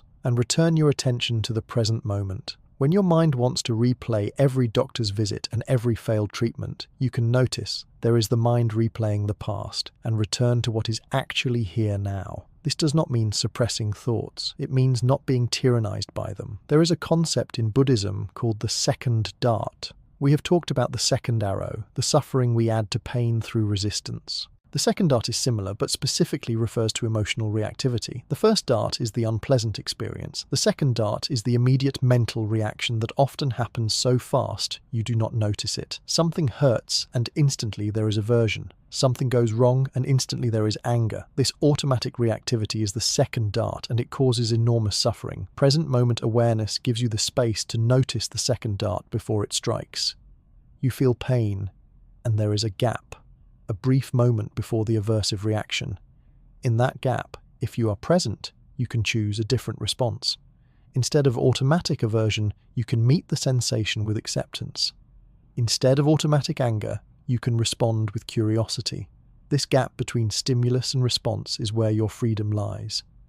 Viktor Frankl, a psychiatrist who survived Nazi concentration camps, said, "Between stimulus and response, there is a space. In that space is our power to choose our response. In our response lies our growth and our freedom. Present moment awareness expands that space. It gives you room to respond wisely rather than reacting automatically. This is true healing because you are no longer at the mercy of automatic patterns. You have agency in how you meet your experience. As you practice present moment awareness, you might notice that time itself feels different. When you are lost in thought, hours can pass in what feels like minutes, or minutes of pain can feel like hours. But when you are truly present, time has a different quality. It is neither dragging nor rushing. It simply is. Each moment is complete in itself. This changes your experience of chronic conditions because you are not constantly projecting into an endless future of suffering. You are simply here, now, in this moment, which is the only moment that actually requires your attention. There is a practice called one breath at a time that can be helpful when you are overwhelmed. Instead of thinking about how you will get through the day or the hour or even the next 10 minutes, you simply commit to being present for one breath. Just this in-breath, just this out-breath. This is doable. No matter how difficult things are, you can be present for one breath, and then another, and then another. Life becomes a series of breaths, each one complete, each one manageable. This is not escaping reality. This is engaging with reality at its most fundamental level. Present moment awareness also helps with sleep, which is often disturbed when you are dealing with pain or illness. At night, when there are no distractions, the mind can become very active, worrying and planning and remembering. But if you bring your attention to the present moment, to the sensation of lying in bed, to the feeling of breath moving in and out, to the sounds of the night, you give your mind something to do other than spin stories. This often allows sleep to come more naturally. You can also practice present moment awareness during everyday activities. When you are eating, really taste your food. When you are walking, feel each step. When you are talking with someone, listen fully without planning what you will say next. This practice of presence enriches every aspect of life. You are not just enduring life while waiting to feel better. You are actually living, fully engaged with each moment as it is. There is a difference between pain and suffering that present moment awareness makes clear. Pain is the physical sensation. Suffering is the mental and emotional reaction to that sensation. When you are fully present, you can experience pain without the layers of suffering. The pain is still there, still unpleasant, but it is not coloured by fear, anger, despair, or resistance. It is simply a sensation arising in consciousness. This distinction might sound subtle, but experientially it is enormous. The difference between pain alone and pain plus suffering is often the difference between an experience you can work with and an experience that feels overwhelming. As you deepen in present moment awareness, you begin to experience what is sometimes called the sacred ordinary. Each moment, even painful moments, contains something miraculous when you are fully present to it. The fact that you are alive, that consciousness is here, that experience is happening, this is extraordinary. Not in a conceptual way, but in direct experience. When you are truly present, there is a quality of aliveness and immediacy that is itself fulfilling, regardless of the content of the moment. This does not mean you become indifferent to whether you are in pain or not. You still have preferences, you still work toward better health, but you are not holding your present moment okayness hostage to future circumstances. You can be okay right now, in this breath, in this moment, while also working toward change. This is the paradox and the power of presence. Acceptance of what is does not preclude working for what could be. In fact, it facilitates it because you are working from a place of peace, rather than desperate avoidance. The practice of present moment awareness is simple but not easy. It requires diligence and patience. Your mind has been wandering for your entire life. Training it to stay present is like training a puppy. The puppy will wander off constantly. Your job is to gently, patiently, kindly bring it back, again and again. No judgment, no frustration, just patient persistence. Over time, the puppy learns. Over time, your mind learns. Present moment awareness becomes more natural, more accessible, more stable. We are now ready to explore one of the deepest teachings in all of Buddhism, one that can truly heal what your doctor cannot heal because it addresses the very root of how we create suffering. This is the teaching on the nature of self and what the Buddha called anatta, or not self. We touched on this earlier, but now we will go much deeper because understanding this truth is genuinely liberating. The Buddha made a radical discovery. What we call self or I is not what we think it is. We walk around feeling like there is a solid, permanent self living inside our head, looking out through our eyes, having experiences, making decisions. This felt sense of self is so obvious, so immediate, that we never question it. But the Buddha invited us to look more closely. When you actually investigate this self, can you find it? Where is it? What is it made of? Is the self your body? No, because your body is constantly changing. The cells that made up your body 7 years ago are not the same cells that make up your body now. If you are your body, then you have become a completely different person, but you do not feel like a completely different person. You feel like the same self in a changing body. So the self cannot be just the body. Is the self your mind? Is it your thoughts? No, because thoughts are constantly arising and passing away. You have thousands of different thoughts in a day, contradictory thoughts, random thoughts, thoughts you do not choose or want. If you were your thoughts, you would be a different person from moment to moment as different thoughts arise, but you feel like one continuous self, despite the ever-changing stream of thoughts. So the self cannot be just thoughts. Is the self your emotions? No, for the same reason. Emotions change constantly. You feel happy, then sad, then frustrated, then peaceful, all in the course of a few hours. If you were your emotions, you would be a completely different person with each emotional shift. But you feel like the same self experiencing different emotions. So the self cannot be just emotions. Is the self your memories? This seems more promising because memories give a sense of continuity over time. But memories are notoriously unreliable and constantly being revised. You remember something differently now than you did 10 years ago. You have forgotten vast stretches of your life. If you are your memories, then you have lost huge portions of yourself, and you are constantly changing as memories shift. So the self cannot be just memories. Is the self-consciousness itself, the awareness that is present? This too does not hold up under investigation. Consciousness arises dependent on conditions. When you are in deep sleep, where is the self? It disappears. When you are under anesthesia, where is the self? It vanishes. Consciousness comes and goes, appears and disappears.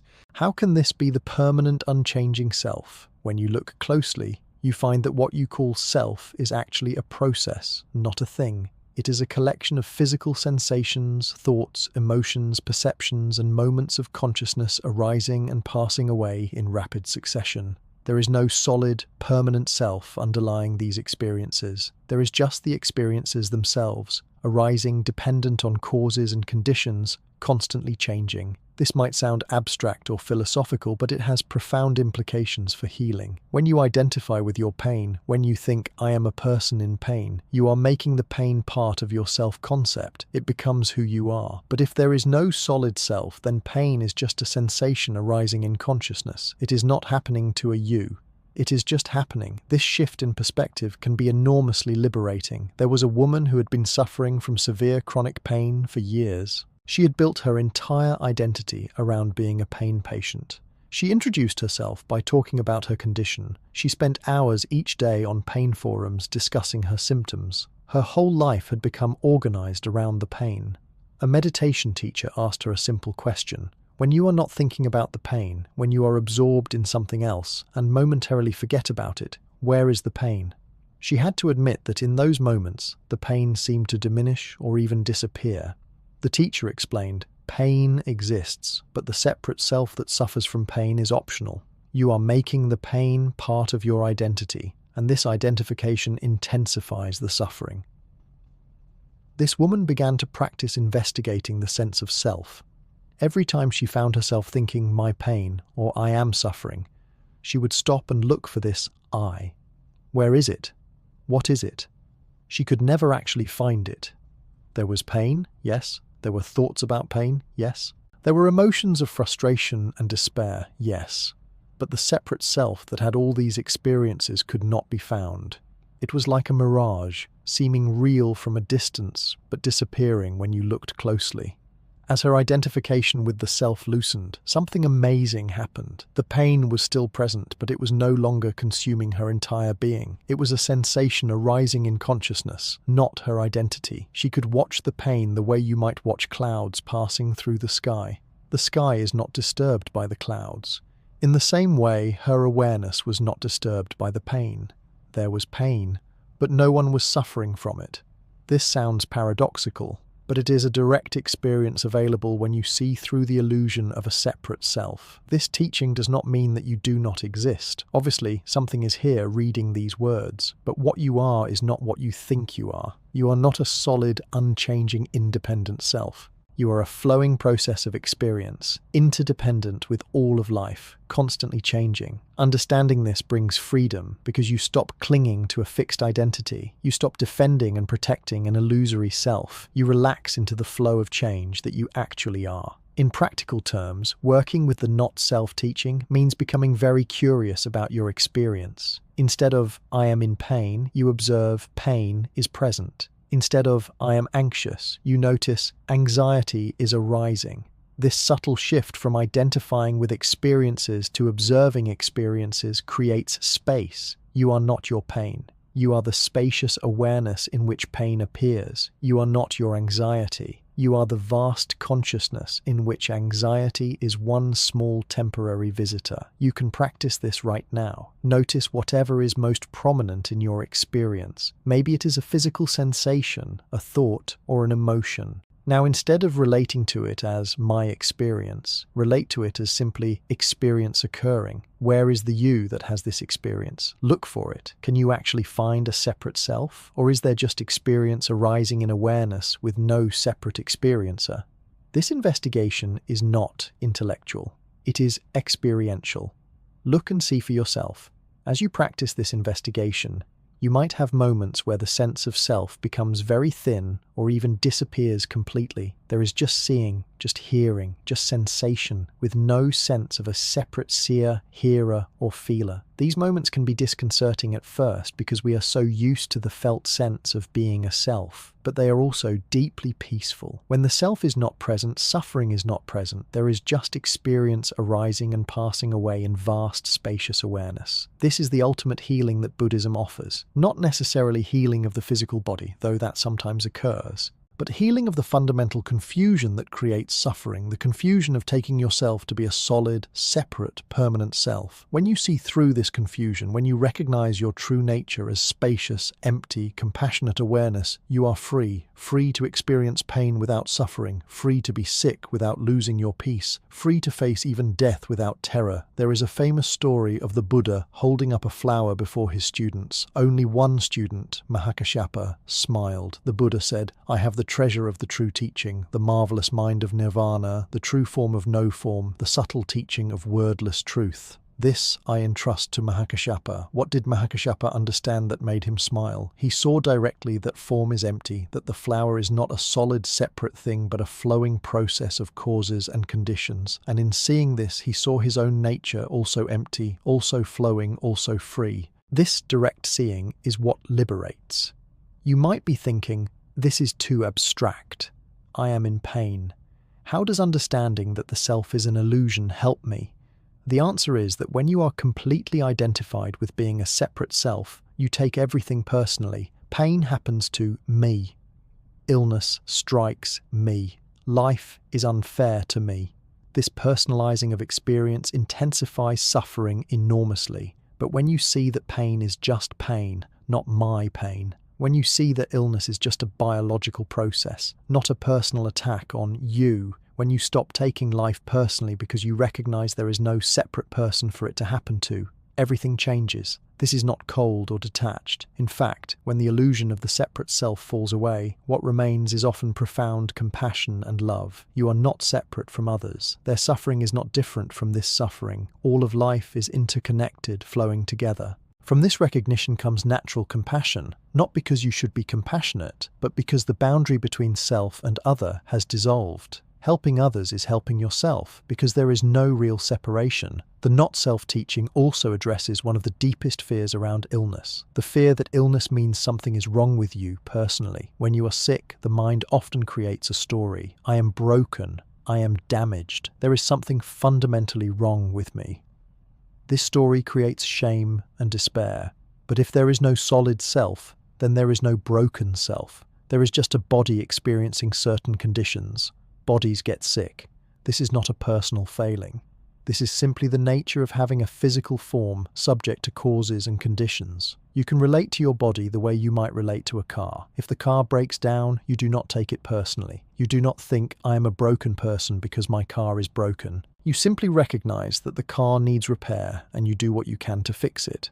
In the same way, when your body is not functioning well, this does not mean anything about your fundamental worth or okayness. It simply means your body is experiencing certain conditions that may need attention. This perspective removes the layer of personal shame and failure that so often accompanies illness. As you explore the not-self teaching, be patient with yourself. This is not something you understand once and then it is done. This is a deepening investigation that can continue for a lifetime. Each time you practice disidentifying from experiences, each time you catch yourself making pain or illness part of your identity and consciously choose to relate to it as just experience arising in awareness, you are loosening the grip of the self-illusion. Over time, this creates tremendous freedom. There is a practice from Zen Buddhism called dropping body and mind.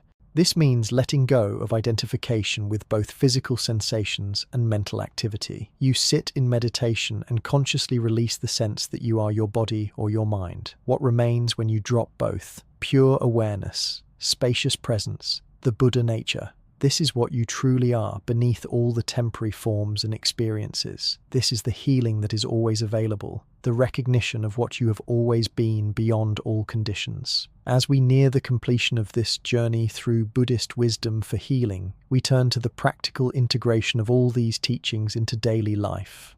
Understanding these principles intellectually is one thing. Embodying them, living them, making them real in your actual experience with pain and illness, this is the true practice. The Buddha did not teach theory. He taught a path, a way of living that leads to the end of suffering. The path the Buddha laid out is called the Eightfold Path, and every aspect of it contributes to healing. We have touched on several of these aspects already, but let us now see how they all work together as a complete approach to transforming your relationship with illness and pain. The 8 aspects are traditionally divided into 3 categories: wisdom, ethical conduct, and mental discipline. All 3 are necessary for complete healing. The wisdom aspects are right view and right intention. Right view, as we have discussed, means understanding the true nature of reality, the truths of impermanence, not self, and the creation of suffering through resistance and attachment. Right view is seeing clearly that your suffering is not primarily caused by your physical condition, but by how you relate to that condition. This clear seeing is the foundation of everything else. Right intention means cultivating wholesome motivations, the intentions of non-harming, kindness, and compassion. When you are sick, it is easy to become bitter, angry, or self-absorbed. Right intention means consciously choosing to respond to your situation with as much kindness and wisdom as you can muster. This does not mean being perfect. It means having the intention to do your best, to learn, to grow, to respond with love rather than fear.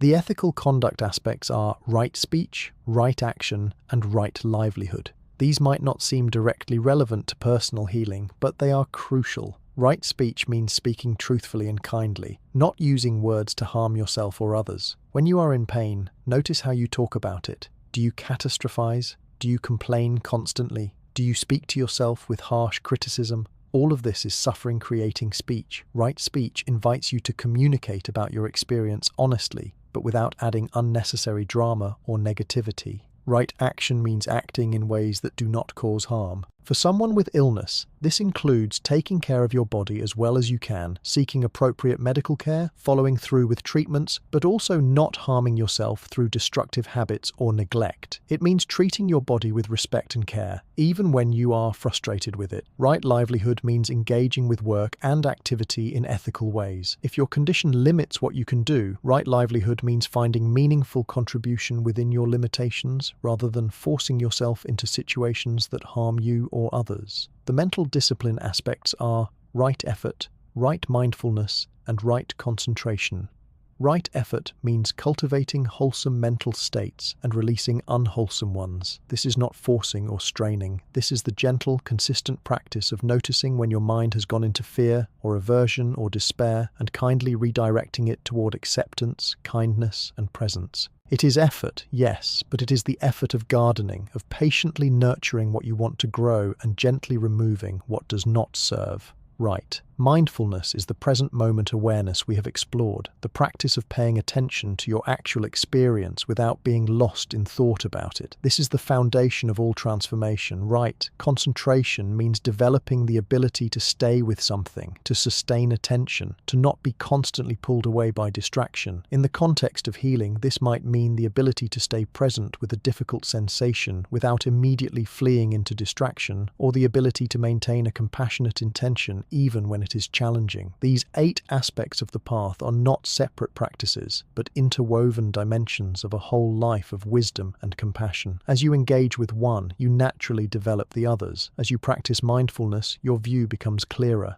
As your view becomes clearer, your intentions naturally become more wholesome. As your intentions become more wholesome, your actions align. As your actions align, concentration deepens. It is all connected, all mutually supporting. The question then becomes how to actually practice this in the midst of a busy life while dealing with pain or illness. The answer is that you do not need to add a lot to your life. You need to transform how you meet what is already present. Every moment of pain becomes an opportunity to practice acceptance. Every difficult emotion becomes a chance to practice compassion. Every interaction becomes a context for mindfulness and right speech. Your life itself becomes the practice. It helps to establish some formal practice time each day, even if just 10 or 15 minutes. This is time dedicated specifically to meditation, to cultivating the qualities of mindfulness, acceptance, compassion, and wisdom. This formal practice time is like going to the gym. You are strengthening your mental and emotional muscles so that you can use them more effectively in daily life. But the real practice happens in the moments throughout your day when you apply what you have learned.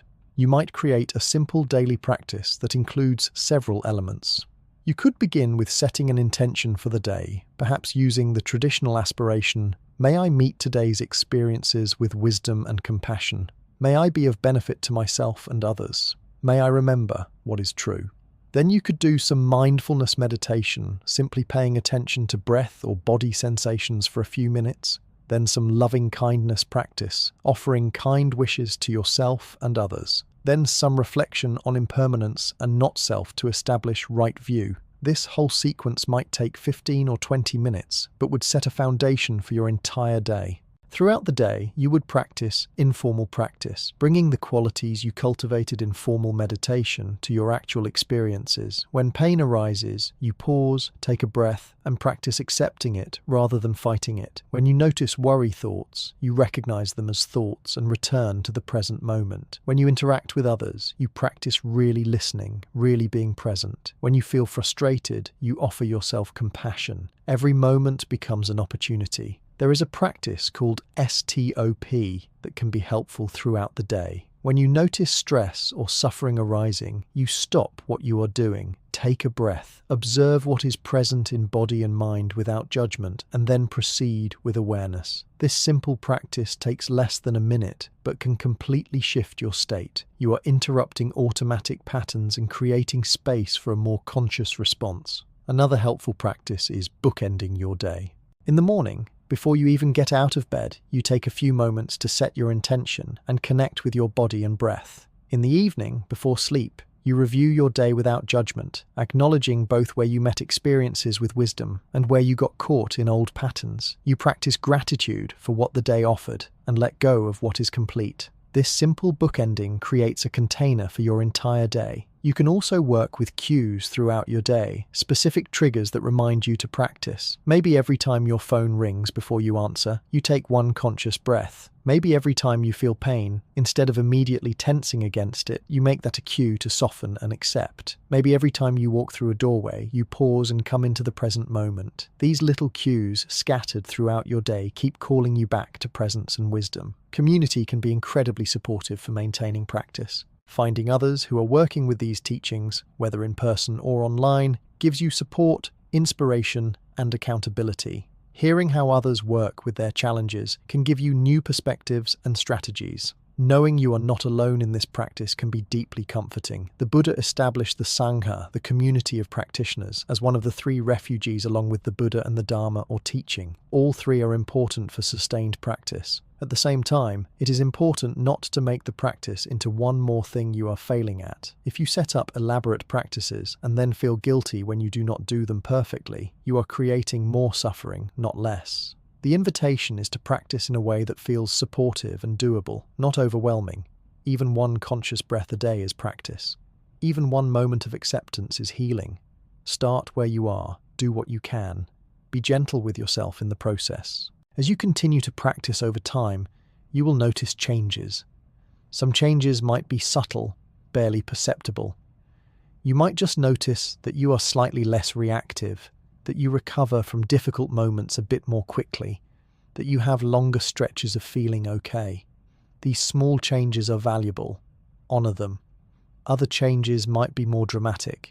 You might have breakthrough moments where you see very clearly how you have been creating your own suffering and how you can choose differently. These moments of insight can be life-changing. The practice is not linear. You will have good days and difficult days, periods where practice feels easy and periods where it feels impossible. This is all normal. This is part of the path. The key is to keep returning, keep beginning again, keep meeting yourself with compassion wherever you are. Every moment is a new opportunity. You do not have to get it right. You just have to show up with sincerity and do your best.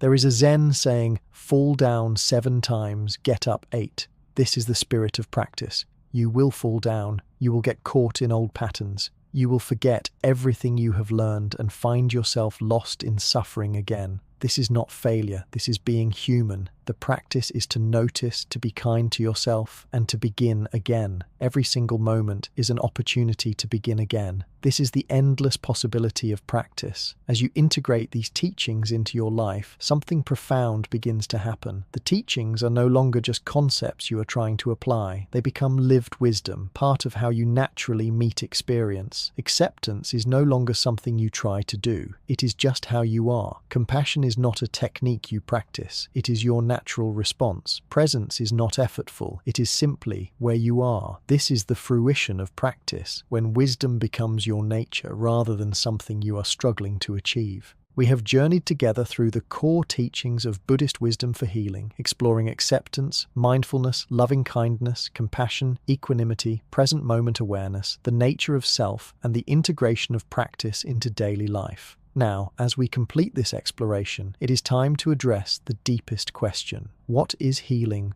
truly? And what becomes possible when you fully embrace these teachings? Healing, in the Buddhist understanding, is not the same as curing. Curing means eliminating a disease or condition. Healing means becoming whole, returning to your true nature, remembering what you have always been beneath the temporary circumstances of your physical condition. You can be healed without being cured. You can live with a chronic condition and still be profoundly at peace. You can have pain in your body and still be whole in your being. This is the healing that your doctor cannot provide because it is not a medical matter. It is a matter of understanding and awakening. What becomes possible when you truly embody these teachings is a life no longer dominated by fear and resistance, no longer constrained by the constant need to feel good or avoid discomfort. You develop what the Buddha called unshakable liberation of mind, a peace that remains stable regardless of circumstances. This does not mean you never feel pain or difficulty.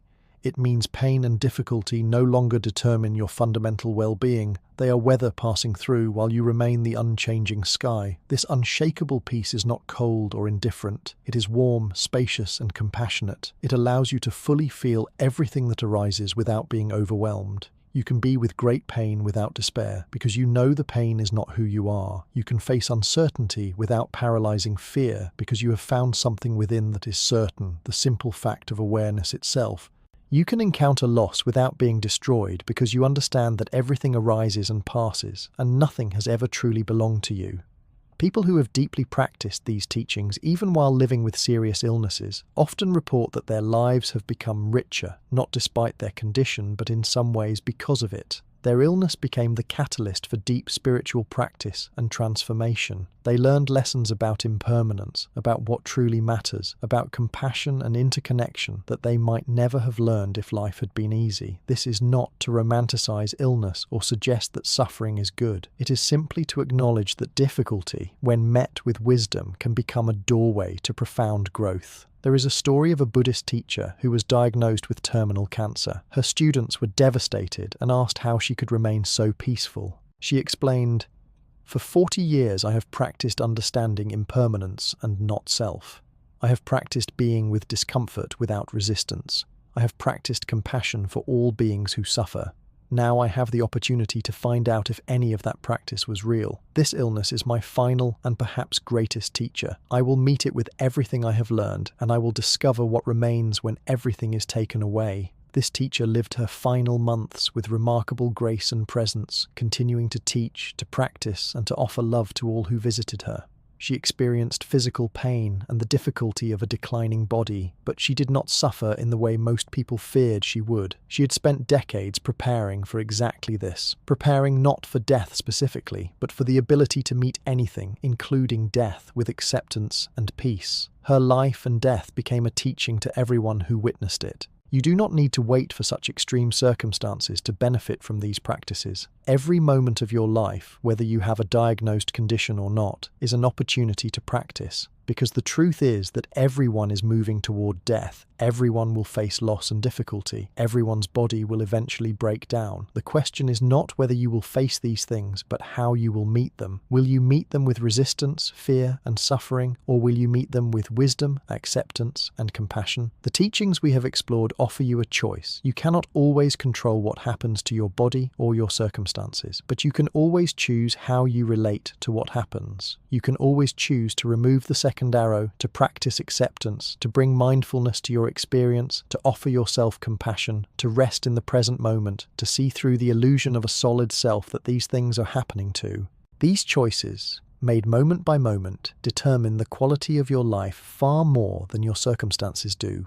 This is the great promise and the great responsibility of Buddhist practice. You are not helpless. You are not just a victim of your condition. You have agency in the most important domain, the domain of your own mind and heart. You can cultivate qualities that bring peace regardless of external circumstances. This is not easy, especially when you are dealing with significant pain or illness. It requires dedication, patience, and courage. But it is possible. Countless people have walked this path before you and discovered that the peace you seek is not dependent on getting rid of your pain. It is available right in the midst of pain when you stop fighting and start accepting. As you move forward from here, remember that you do not have to do this perfectly. You do not have to become a saint or achieve some special state. You simply practice as well as you can in each moment. You meet yourself with compassion when you struggle. You celebrate small victories. You keep returning to presence, to acceptance, to kindness. This consistent, gentle practice gradually transforms your life from the inside out. Remember, too, that these teachings are not dogma. You do not have to believe anything on faith. The Buddha explicitly encouraged his followers to test the teachings in their own experience. Try these practices. See what happens. If accepting your pain reduces your suffering, you know acceptance works, not because the Buddha said so, but because you have experienced it directly. If mindfulness brings more peace, you know its value through your own experience. Trust your direct experience more than any authority. There may be times when these practices feel insufficient, when you need additional support. That is okay. These teachings are not meant to replace medical care, therapy, or other forms of support. They work alongside whatever else you need. Take your medicine, see your doctors, go to therapy if that is helpful, do physical therapy, try different treatments, and bring these Buddhist practices to all of it. They enhance everything else you do because they address the mental and emotional dimension that is present in every experience. As we close, let us return to where we began, to the simple but profound truth that pain is inevitable, but suffering is optional. You have learned that suffering comes from resistance, from identification with a separate self, from being lost in thoughts of past and future, from lacking compassion for yourself, from not accepting what is, and you have learned that all of these causes of suffering can be addressed through practice. You have been given tools that have the power to transform your relationship with whatever you are facing. The Buddhist path is sometimes called the path of awakening.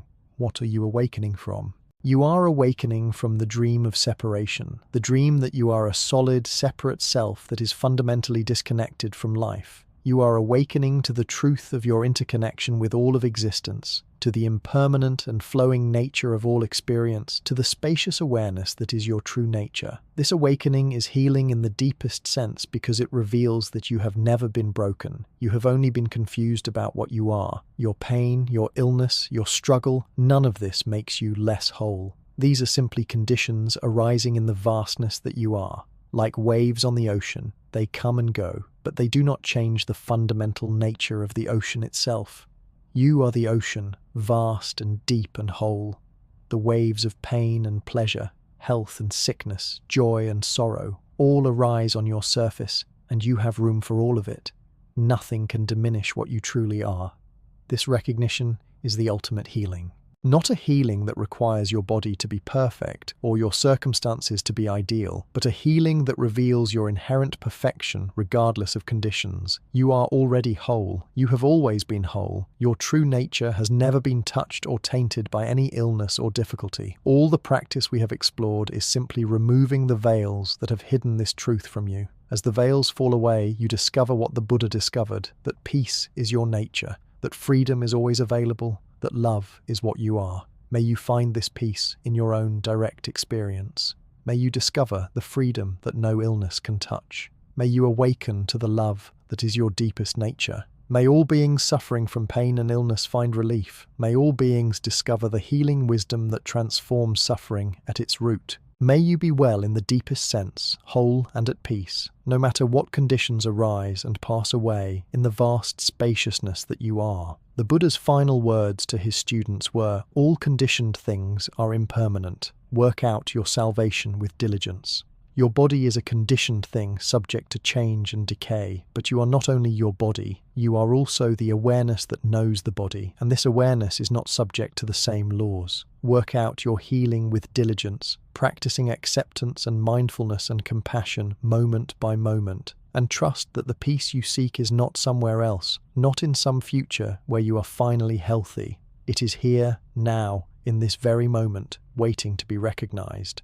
You have everything you need. The teachings are here. The practices are available. The only question is whether you will use them.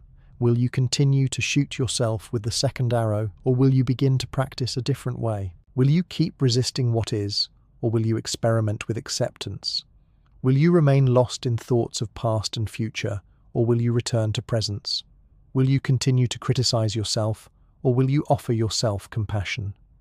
These are choices you make moment by moment, and these choices create your experience of life. Choose wisely.